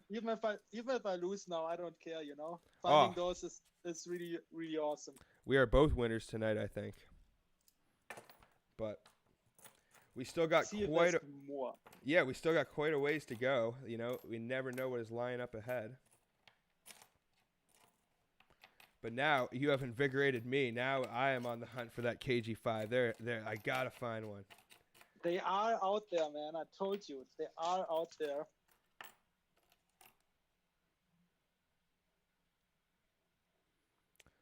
Still no 2000 Ps or anything yet, though. No, I didn't get any low mintage here. We didn't get any bunny nickels today yet either. Yeah, I think the thing with the bunny nickels is, like, even though, like, 1970 and stuff like that, they're much lower mintage. Like, when people see a 1970 nickel, they don't think anything of it. But if normal people see a bunny nickel, like, most people will be like, whoa, that must be a really valuable coin. Never even seen though one of them. Like, the bunny nickels have insane high mintage, no? Like, I think they have, like what, 400 million or something. No, sorry, that's the cent. That's the 1 cent. I don't know how much it is, actually. No, I think it's I'm talking about the bird cent. I got that mixed up there, guys. So the bird cent is, yeah, I could see the bird cent being insane mintage because I found quite a few of those going through, like, loose bags of pennies and stuff. Just gonna check. Okay, the bunny nickel has 36 million, so that's not so high. Still quite high, though. Yep, high enough that me and you can still find them in circulation pretty regularly, so. But I just think, like, the average person, like that, like me and you, if, like, you sat a bunny nickel next to a really nice looking bunny nickel right next to a really nice looking 1970, like, I'm going to take the 1970 personally. But I'm just saying, most people that don't know anything about coins, I think they're all going to take the bunny nickel. What do you think? Yes, I think so too. I think that's why you often find them bunched up too, because people kept them for a while and then decided not to hold on to them anymore and then dump them back. They go to the bank or a coin store and they're like, I'll take all my money now, please. And then they'll be like, the $2 for the roll? And then they're like, what do you mean? Yes, that happens all the time, this kind of stuff, that people really overvalue their coins. I had like, I sometimes do an ad on Craigslist, looking for coins and stuff. And I stopped doing that because you get so many messages that are just annoying and almost nothing materializes into anything good. Yes, a lot of spam messages, and it's honestly basically just a full-time job sorting out all the, like, just responding to people on Kijiji that you'll never actually make any serious money off there unless you're selling big ticket items that you just, like, I sold a guitar recently on Kijiji, but man, it is annoying. It's just like I put on the advertisement, like selling a Stratocaster, and then everyone and their mom messages, is it Mexican? And it's just like it's so like obvious that it's Mexican, but just everyone just wants you to waste your time messaging them back for some reason. Silly. Yes, and then if you're looking to buy stuff, you get all the time people sending you like a picture of a common Indian headset, and then they tell you, I saw an Indian headset selling for $2,000 online, this kind of stuff. And then you're like, yeah, great, you have a 10-cent coin there, like, what should I tell you, Yep. Got another 12-edger here, just a boring 62. Nice. Now, we didn't add dime as any points, did we? We probably should have added a dime as at least 1 point, but maybe we'll do that for next time. Yes, I found one dime too already. I didn't even mention. Okay. Yeah, I think I found like 2 or 3 dimes, but hey, it's better finding dimes than it is getting shorted in rolls, that's for sure. Because sometimes hunting quarters, that's like one of the really like things that really sucks is dimes or nickels or anything. It's like that's like a pretty big loss right there. When you're already spending lots of money hunting quarters on whatever you keep. Oh yeah, I mean that's why I don't. That's not why, but do you keep so many quarters? Pardon? Do you keep a lot of the quarters?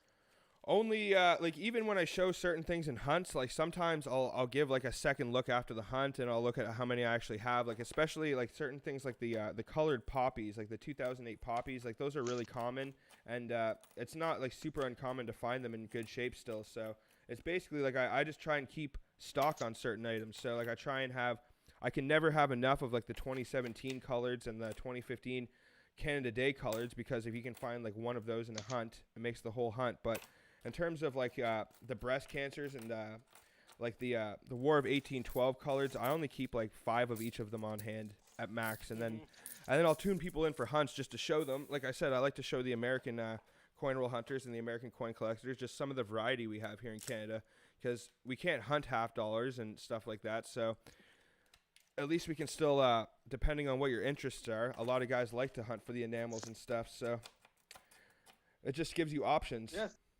Absolutely. Because I don't know about you, but if I hunted nothing but nickels all the time, I would get very bored of hunting nickels. But the good thing for you is you can mix it up and get the pennies, which I can't get. So. And I mean the biggest, what I like dimes the most. That's mainly limited to how many I can get, because I can get so many more nickels than dimes. I don't know if that's the same experience for you, but if I go to a bank, like, often I can get a whole box of customer rep dimes from a bank, and they have maybe 5 to 10 rolls. Sorry, the other way around. I can get a whole box of nickels, but they only have like 5 to 10 rolls of dimes, So definitely much less dimes around than nickels. See, like usually I have a really hard time getting my hands on nickels just because like people just don't understand what you need them for. It's just such like a small denomination, and they're just like, what do you need all those nickels for? And it's just like, none of your business. But no, do you say none of your business? No, I just tell them exactly what I'm doing. I'm joking. Now I just tell them I have a coin business. Oh, but I wouldn't say business, because then they think you make money. Just say you're a coin collector. Well, yeah, maybe that is better, but yeah, I don't know. I honestly have different excuses. Like sometimes I'll it's not actually the truth. Sometimes I'll go into a bank branch and I'll get a bundle, and then I'll go out and I'll put on a fake mustache and I'll go back into the same bank branch and ask for more. Are you serious? No, I'm joking, dude. That would be fucking awesome. No, I think for me, what helped me a lot, like in the last few months, what I learned is go to the bank with coins. Like that increases the amount of coins you get.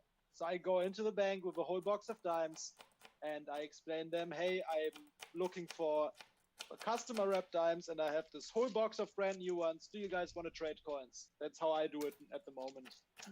And this increases the number of rolls you can get per branch because they don't really have an argument against giving you the rolls if you do it like this, because they won't run out of rolls for their customers. Most of their customers prefer the machine rep rolls. So like this, I often got 40 rolls where I would usually only ask for 10, to just not overwhelm them.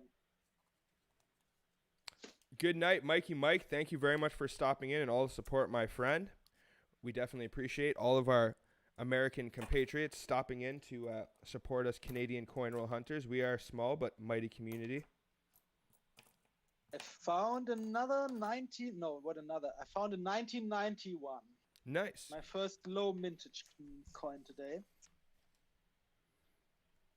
1991. That's what I'm talking about. So that's what did we have that at? I think 2 or 3 points. 2 points. 2 or 3, yeah, 2 points. All right. Can't complain about that. I am curious because I was going on monologue earlier about how like the 1991 quarter, the reason it's so much lower mintage is because they released the provincial quarter series in 1992, so they're preparing. Mm-hmm. But I wonder why all the other years, like the nickels and stuff, are all lower mintage for 91 and 1970 and stuff. Like I do not know. 1970, I figured for quarters it might be because they were planning on doing the RCMP in 71 and then they like pushed it ahead, or that's just complete theory of mine, but I would like to know what it was going on in 1970 and 1971. It would be interesting.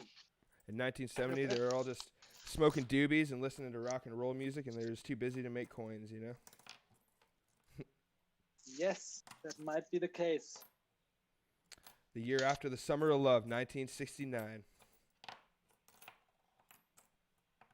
So, do you have like any American scrap silver? Like, do you ever like Kennedy halves and stuff like that? Do you try and keep like any of that stuff, not in stock, but like, do you ever like seek after certain types of silver? Like, will you ever get like, man, I really want some American Liberty walking half dollars right now, and then you'll like go and try and find some of those, or is it simply just always whatever you can get for the cheapest price kind of thing? No, I don't buy everything I can get for the cheapest price, but I don't specifically hunt for coins. And I have to stop myself doing that sometimes because in my experience, this is exactly what you shouldn't be doing. If you are like, I really want this coin now, no matter what, you're just going to end up spending too much money. So I buy stuff if I think the price is really good, usually. And then, even then, usually I don't buy all of it. If I don't like the coin or I have many of them already, I often don't buy them, but I rarely go and say, oh, I want a tube of half dollars now and I'm going to buy it, But I love half dollars. Half dollars is definitely my favorite size silver coins. Yep. What do you prefer, the American or Canadian half dollars? I prefer the Canadian ones personally. I think they're much prettier. I'm I specifically the Kennedy I don't find very appealing, and I like the Franklins, to be honest. I think they're cool, and I like Barber coins. See, I'm not a huge fan. I'm not a huge fan of the Barber design. I like it because it's old, but I like the Walking Liberties. But they are a little overused, but they're also just so iconic. And but I think probably prefer Barbers. Like if my favorite US half is probably Barbers. But I like Walkers too, and I like Franklins too. But the Kennedys, I'm not such a big fan. Yeah, they're more common. Like when they switched to Kennedys, it became kind of like their new style. They focused a lot more on the artwork and the actual like beauty of the coin before they started introducing Kennedys, and then it was just like pretty much you put the president's face on the coin and you got yourself the denominator. I guess they did the same thing for the Franklins too, but like with the Walking Liberties, they focused a lot on the design and stuff like that of the actual Lady Liberty or whatever her name is. Yes, and yeah, I'm like, yes, it's definitely like interesting. I can see, like how people like all of those coins. I think it's all personal preference, and that's awesome. It's a good thing about coin hunting and coin collecting in general. It's like you can do whatever you want. Everybody has a different taste. Yep. I don't know. With American coins, I absolutely despise the American nationalism that they often mistake for patriotism. So like that bothers me a lot, like on many levels. Uh, Also, when I'm in the US very often, so I see that often mixed in the coin community in the US. That's like maybe the only thing I don't like personally. Interesting. So you think they're overly patriotic with their coins, eh? No, not only with their coins, with everything. Like I often have the feeling, and I don't want to offend anybody, that Americans think they're patriots, but they're nationalists, and it's a very different thing. And especially if you're from Germany, where you have like a past like we had, you're kind of sensitive towards this stuff. Like at least I am. The And the the point where pride becomes power, I guess, right? and also like because like if you say my country is the best no matter what, that's not patriotism. That's nationalism. That's like you're making a statement that has nothing to do with reality, but you are insisting on it. Patriotism is I love my country no matter what. Yes. And I think that's the difference that they often don't see. And like that's often bothers me, I have to say. But that's I think just a cultural thing. Everyone is entitled to their opinions based on politics and Exactly. stuff like that, and not everyone. That's what like it's very easy for people to get offended and triggered by, especially now with the election. Like I try, sometimes one of my mistakes I make is if someone is really embedded in an opinion, I'm a real opposition guy. So I'm very neutral and I really don't care that much. All I really care about is at the end of the day that I can hunt some coins and make some videos. But if someone is rooted very strongly in an opinion, it brings out like an opposition in me where for some reason I feel like I need to prove them wrong, whether like I don't know what it is. And it's the same with just about anything. But everyone, I try to at this point like realize that everyone has the right to their own opinion. You don't have to get mad. Oh, that's a pretty cool foreign coin right there. You don't have to get mad just because someone shares their opinion with you. Just listen to it, take it in, and if you disagree with it, that's fine. But I have the same opinion, man. Like everybody should be free to think and do whatever he wants as long as he doesn't harm other people with it. Like I'm not a fan of Trump, but I'm also not a fan of the political correct liberal people. I'm exactly, that's exactly where I stand. Trump is pretty ignorant and all that, and like that's the thing too. Is it's just like unless you're on the inside of a country, like we don't live in the United States, so we don't know exactly what it's like to live there. Like we can see from the outside, but like and so, like the United States, it's so different from Canada. I mean, county to county, laws change, and it's just like we have almost no like the way like we live the Western life here in Canada. That's pretty much exactly the same, but the way they govern themselves and stuff like that, it's just way different. So for us to like pitch in on elections, and we just don't even really know. It's like in some ways it's similar, in some ways, in other ways it's just completely different. find it fascinating for sure. It's so different because often, like when you're from Europe, you have this feeling the US and Europe have like very similar cultures, but it's completely different. Oh It's yeah. so different. The people are very similar, but like, yes, Well, I find it fascinating. If somebody like Trump would candidate in Germany, there's no way he gets more than 2% of the votes. No chance. Like, and in the US, he manages to get 50% or close, which I find impressive, or like not impressive, crazy, that a person can act like this and still be reelected almost. But I know. then again, Got a 55 right there. I got a good one here, man.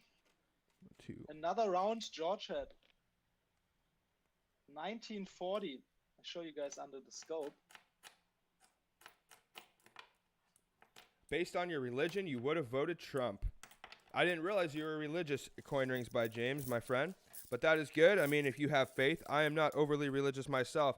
The only gods that I pray to on a regular basis are the coin gods. Yeah, I'm an agnostic, so Yep.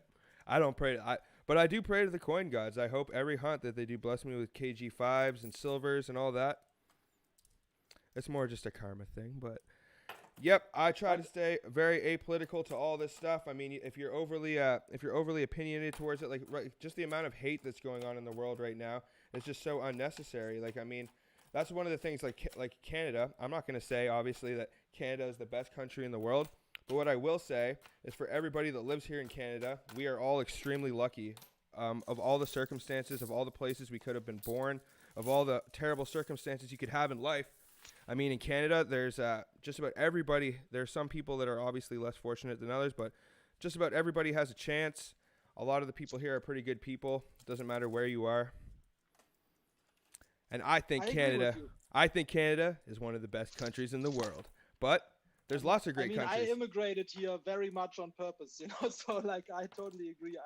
To me, Canada is kind of the perfect mix between Europe and the US. You know, it's kind of like the US without the bullshit, you know. Yep. So that's why I really love living here, you know. Because in the US, for example, this gun thing freaks me out. It completely freaks me out. I find it very crazy that people run around with guns. Yes, Um, like especially lately, like it's just even like there's just points where like rights and like silliness like cross. Like even if like 50 years ago, if people want to have like a locked up gun in their gun cabinet or whatever, like sure if you go hunting or whatever, but like to walk through the streets with like AR assault rifles and stuff like that, it's just not entirely necessary. But it is just crazy. I found another 12 edge 1954. This one is actually quite nice and shiny. ooh, and 54. No chrome. So that's going to be 3 points. But to all the Americans in the chat, you know, I love you guys. I do love America, but it's like I love the culture and I love the history and all that. Like I do plan, like I love like the old history of America and the culture and stuff like that. Like it's very embedded. If you cross over the border, like I'm really close to the border by Niagara Falls, and if you were to cross over and talk to like some of the people my age over across the border, they're probably into the exact same things I am. They probably like at the end of the day, we're all people. We're all just trying to like live in life and stuff like that. And just sometimes it sucks based on the geographical location of where you are. It means you have to have this level of tribalism where like you have to vote for a certain governor. You have to like vote for a certain political party. Like at the end of the day, they're all just a bunch of corrupt bureaucratic politicians. So. And in every country, it's kind of weird, you know. Like for example, in Germany, it's so different because like everything is liberal, right? So I would say like the most right-wing party in Germany is way more liberal than any party in the US, for example, right? So like it's just very, very different. Like things that are still a topic in the US or a discussion, you know, are just not over there, you know, especially the religious things and stuff like abortion, you know. Yes, We had like we had a poll in Germany, and in Germany there's I think it's 97.8% were pro-abortion of the population, right? So it's really only 2% that are against it, and in the US it's roughly 50-50, and that's like a huge cultural difference, you know. Like it's very interesting. So in Europe you couldn't even make those kind of topics like really a topic politically because like nobody would actually agree with you. Yep. Yep, even liberalness, like the city I live in is extremely liberal. It's like the one of the more liberal cities in my area, and I'm all for like liberal, not like liberal, the liberal party necessarily, but I'm all for people having their rights and their own freedoms and stuff like that. But there's just certain points, like in my city, for example, they've been painting a lot of like rainbow sidewalks and stuff like that lately, and like it's during like COVID era, which you know I'm all fine for that, but it's just like if you're gonna spend tax dollars, it's like designate some historical landmarks or do something like that, you know. But some of the some of the overly liberal things they do around here is just absolutely insane. Yes, I agree with that too. I mean, I would consider myself probably liberal, but I even don't really like this term. Like, I consider myself pragmatic, you know? Like, I think that some ideas of the liberals are great and some go too far. And I also agree with some ideas that are not liberal or not considered liberal, you know? Exactly. So, The political system we have nowadays, it's just a little broken and someday.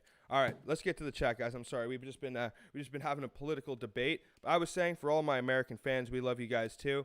And you know, it's just a little bit different down here than it is there. And you guys, y'all have the right to your opinions. Y'all can vote for yes, whoever you want to vote for. That's the beauty of living in the free world. exactly, guys. And we won't, I will for sure, for my part, never get offended about your opinion, you know? Like, I totally respect everybody, at least unless it's not completely outrageous. Exactly. I mean, if like there's people out there that are looking to hurt other people or whatever, then that's terrible. And James, my friend, thank you very much for stopping in to watch this battle. I'm sorry about the technical difficulties at the beginning, but we got it all sorted out. I wish you good luck with your coin ring endeavors, my friend. Hopefully you sell lots of good stuff in the next week. If you want, you can hit me up on Facebook, bro. Yeah, no second KG5 in that bundle, unfortunately. Oh, how terrible for you. Just the one. What's the score? I caught up a little bit, no? You did. It's pretty close. 5, 10, 15, 20. You have 40. Wow. I have, I think, 5, 10, 15, 20. I have like 58, I think, right now. 58-ish. Not too bad. And I got, I think, like 12 rolls left to go, or a little bit less. How about you? I have 14 rolls left. 14? Oh, so I'm going faster than you this time. And legit, Sir Noobs, how is it going? Welcome to the stream, man. We're just hanging out, hunting some nickels for... Oh, we got a reeded edge here. But I have a feeling it's going to be... Oh, I actually, I found a cool foreign coin, and while we were talking, I think I just threw it into this pile here. Yeah, this. What's this one, Cad? I think you might know this. This is a European coin, isn't it? I just have to wait for the delay of the stream of the YouTube video, so That's I all can tell good. you in a second. Oh, yeah, this is Czech Republic. I could have just looked at it, but I usually try looking through the camera instead. 2 Czech crowns, yes. 2 crowns. It's even got that. It's even got that dodecagon side. I could see why that could slip in there pretty easy. So that foreign coin I found last time, you said that on my last stream, you said that was like a first year euro or something like that, right? Yes, that was the first year euro, exactly, because in the euro came out in different years in different countries, and the one you found was a 1999 Belgium euro, and so basically they kind of pre-made a bunch of those coins because they were not 100% sure which year the release will be. So basically in Germany we had a soft release in 1999, so you could already get euros in the bank, but the main currency was still the mark. And then in 2002 they switched completely, so basically you couldn't use the mark anymore to pay stuff and so on. Will banks still take the marks and stuff like that, or are they just completely obsolete? No, they did. Every bank did take them until 2008, and now you can still exchange them, but you need to go to like a special bank, like basically the central bank of Germany, and they have like locations in like. And they'll like destroy it or something like that, so that it's not counted as currency anymore, and then they'll give you new stuff or something, or some system like that. I mean, probably. there's just a fixed exchange rate for euros, so you just give them the coins, and then they give you euros back. You know, I don't really know exactly what they do with the coins. Probably they melt them. I don't see anything else happening with them. We got ourselves another foreign find. That reeded edge in there was a Jamaica $5 man. Oh, that's cool. Jamaica is cool. Yep. Unfortunately, those Jamaican, even though it says $5, it is not worth $5. It is worth like 5 cents or less. It is not. All right. And I still have. Where is it? This right here. This is the roll with all the 12 edges. We got a real dark 12 edge in there. Oh, you still have that one? Oh, God. Yeah, I still got it. Oh god, I have no chance unless my last bundle is nuts. A whole roll of KG5s. Yeah, something like this. I'm just hoping that maybe there'll be a King George V hidden away in there. Like obviously, I'm probably getting a little greedy at this point. It's just like when you find a roll full of 12 edges, you should just take it for what it is. But now you deserve a KG5 finally. You haven't had one in a long time, man. It's been like what, 3 months or something since you found the one, no? I know, even longer. I think it's been almost like 6 months. God, it's felt like forever. But I truly feel like I don't know about you, but it feels like after you hit like a certain time threshold, it's like there's got to be one coming my way soon. Like simply based on But then something else usually comes. You know, I had that after I found my first KG5. Like I was like, oh yeah, I'm gonna find a bunch of those now. And then I didn't find one forever. And every hunt, I was like, oh come on, this is the hunt. And then bam, found a buffalo. You know, like Oh, buffalo. Oh. or like a war nickel. You know, so that's cool. Yeah, No, Warnick. but end of the year, I'm gonna make a huge video for probably New Year's, and I'm just gonna do like a what did I find in 1 year of coin roll hunting video. That's a good So idea. basically, I'm gonna show all of my like silver dimes and that kind of stuff that I found, and make like a recap and share my stats with you guys, because I'm a numbers guy, so I like count how many rolls I hunt and stuff like this, and put it in Excel sheets and all Well, that kind of stuff. I like that. That way we can hear based on like how many rolls you search. You can break down like how many silvers you found per roll searched and stuff like that. For every 200 rolls searched, you found 1 silver. Yes, my average right now is 2.1 silver dimes per box. Well, that ain't bad, but it's like, and how fast But can you actually hunt the box too, in terms of like time spent? It sounds better than it is, because you know that includes obviously all the insane rolls you come by. So like if I like, it also includes like the 40 silver roll and the few hunts where I had like 20 silver or something in a box. So very often we have nothing. And dimes you can hunt insanely fast, in my opinion. Like I hunt a box of dimes in 15 minutes. And you usually just edge hunt them too. Like you're not flipping through I for. only edge hunt dimes, completely only edge hunt. I still don't understand why you don't. Like it's what I don't understand what dime that's newer than. The only reason I don't is just I'm just not good enough yet. I might still miss something. So that's the only reason that I still do not edge check them, is I'm just worried that I might accidentally skim by something. Skim by like a silver. Yes, because I have almost done it a couple times. So.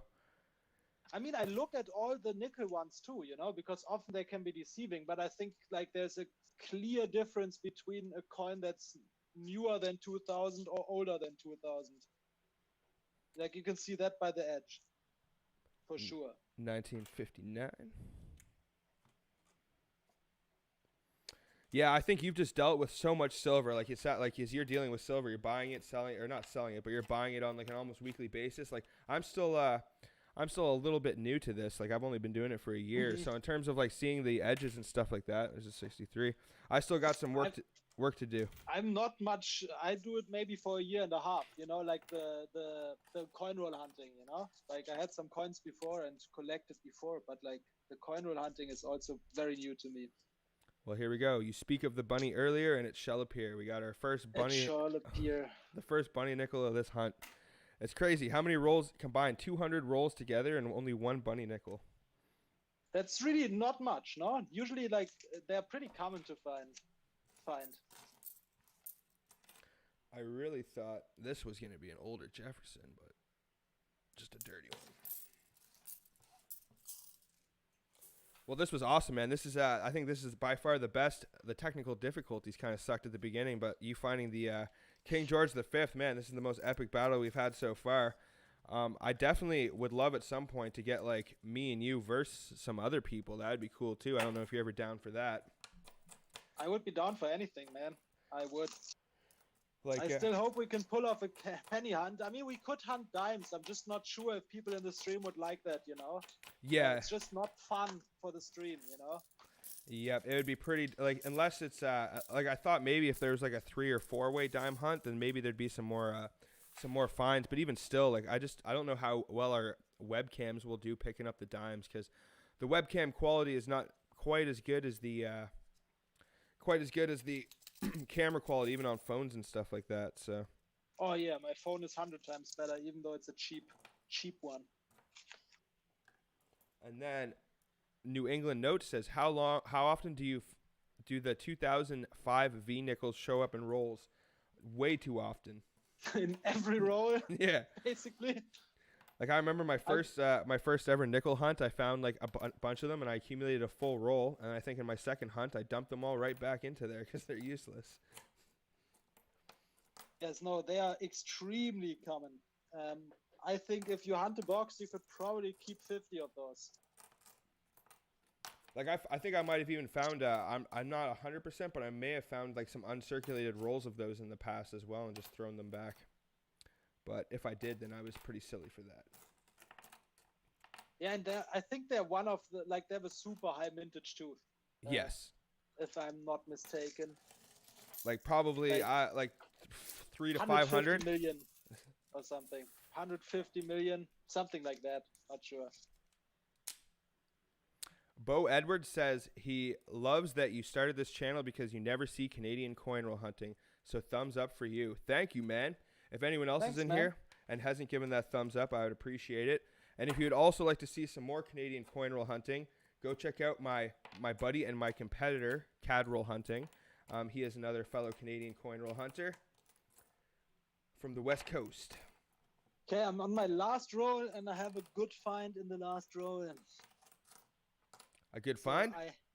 A good find in the last roll. We have a 1942, my third round King George.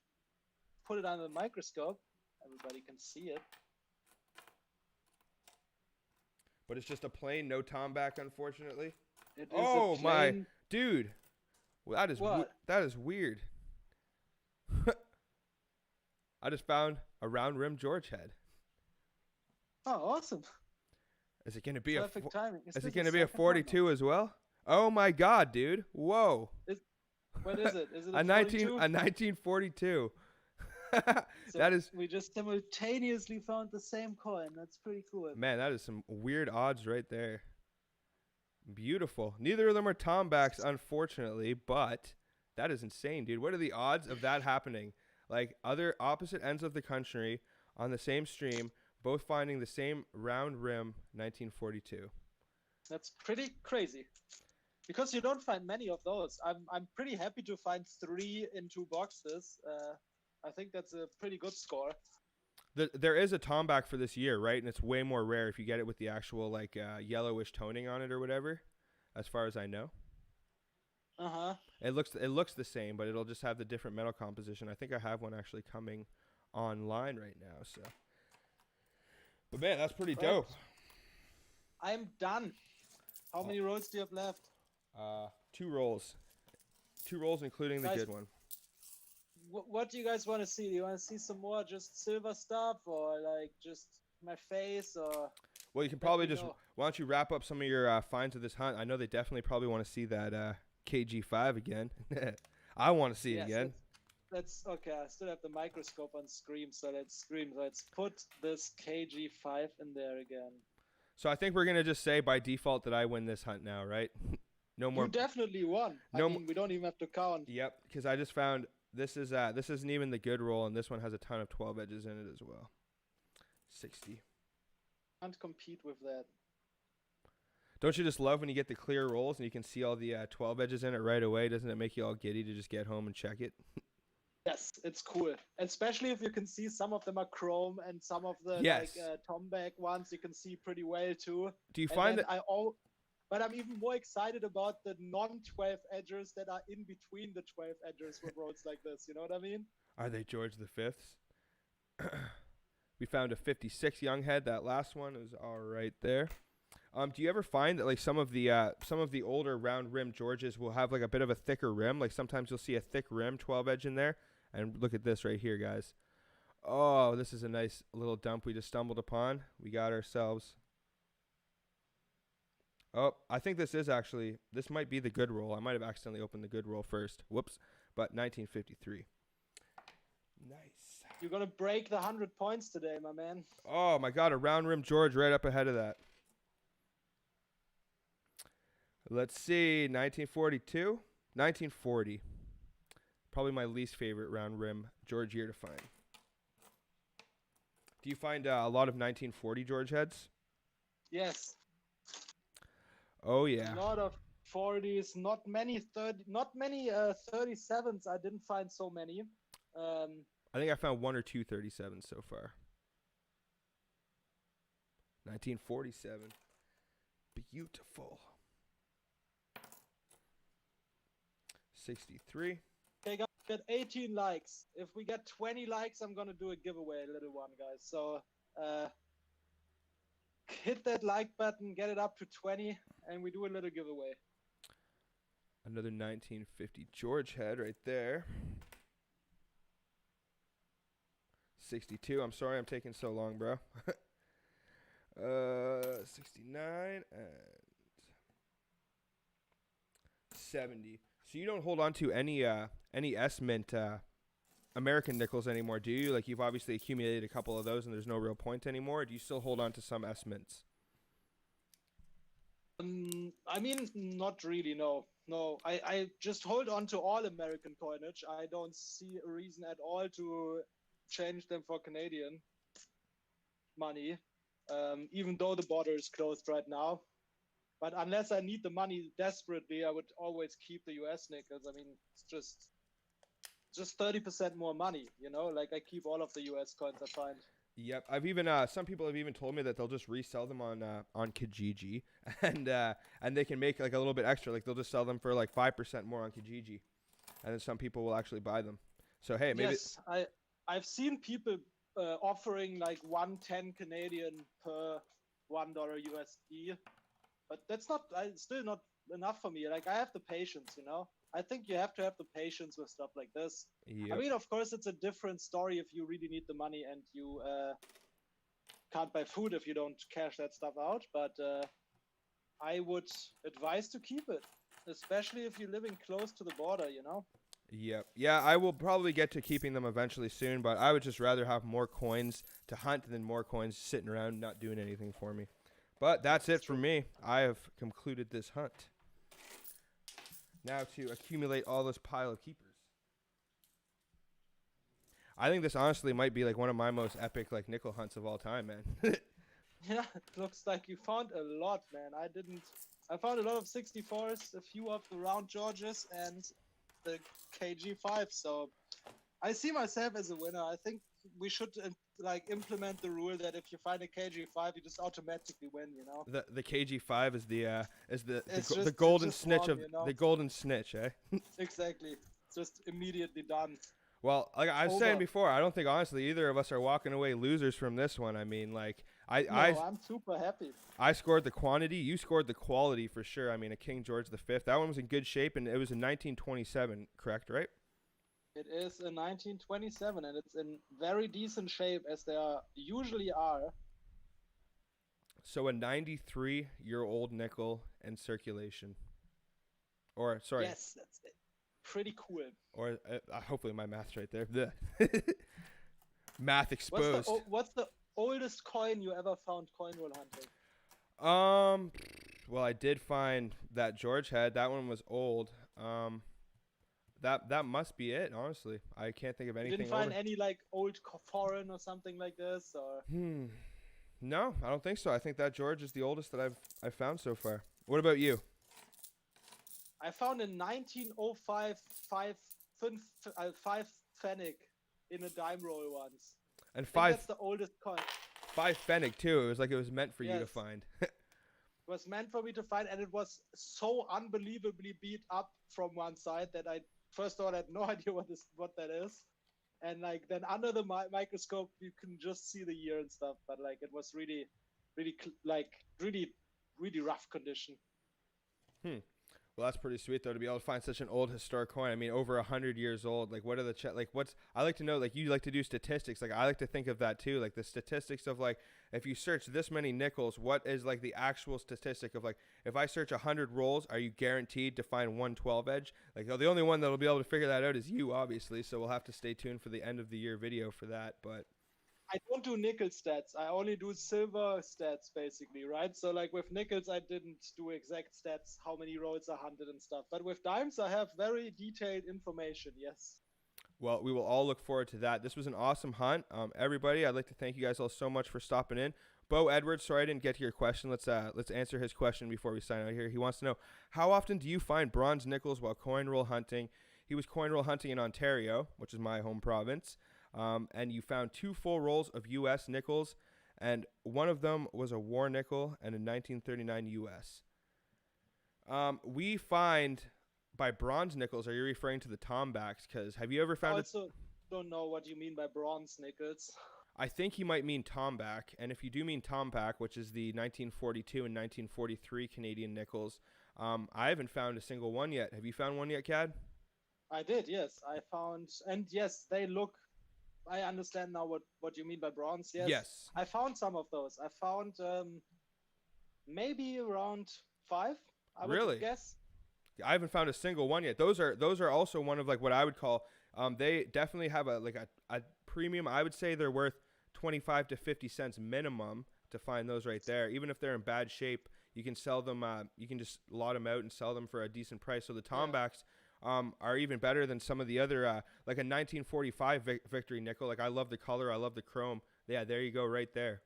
The one, right? Yep, that's the one. Yeah, there's this one I found coin roll hunting, and I probably have more in my. Yeah, there's another one here in my George jar. When you found that, did the rim stand out quite a bit from the other ones? Like, could you? A lot. So A you lot. knew. You see it immediately. Like, wait, like I just show you guys. Like, this is the rim, right? So, and if you put like other George heads around it, it looks completely different. Let's get this right.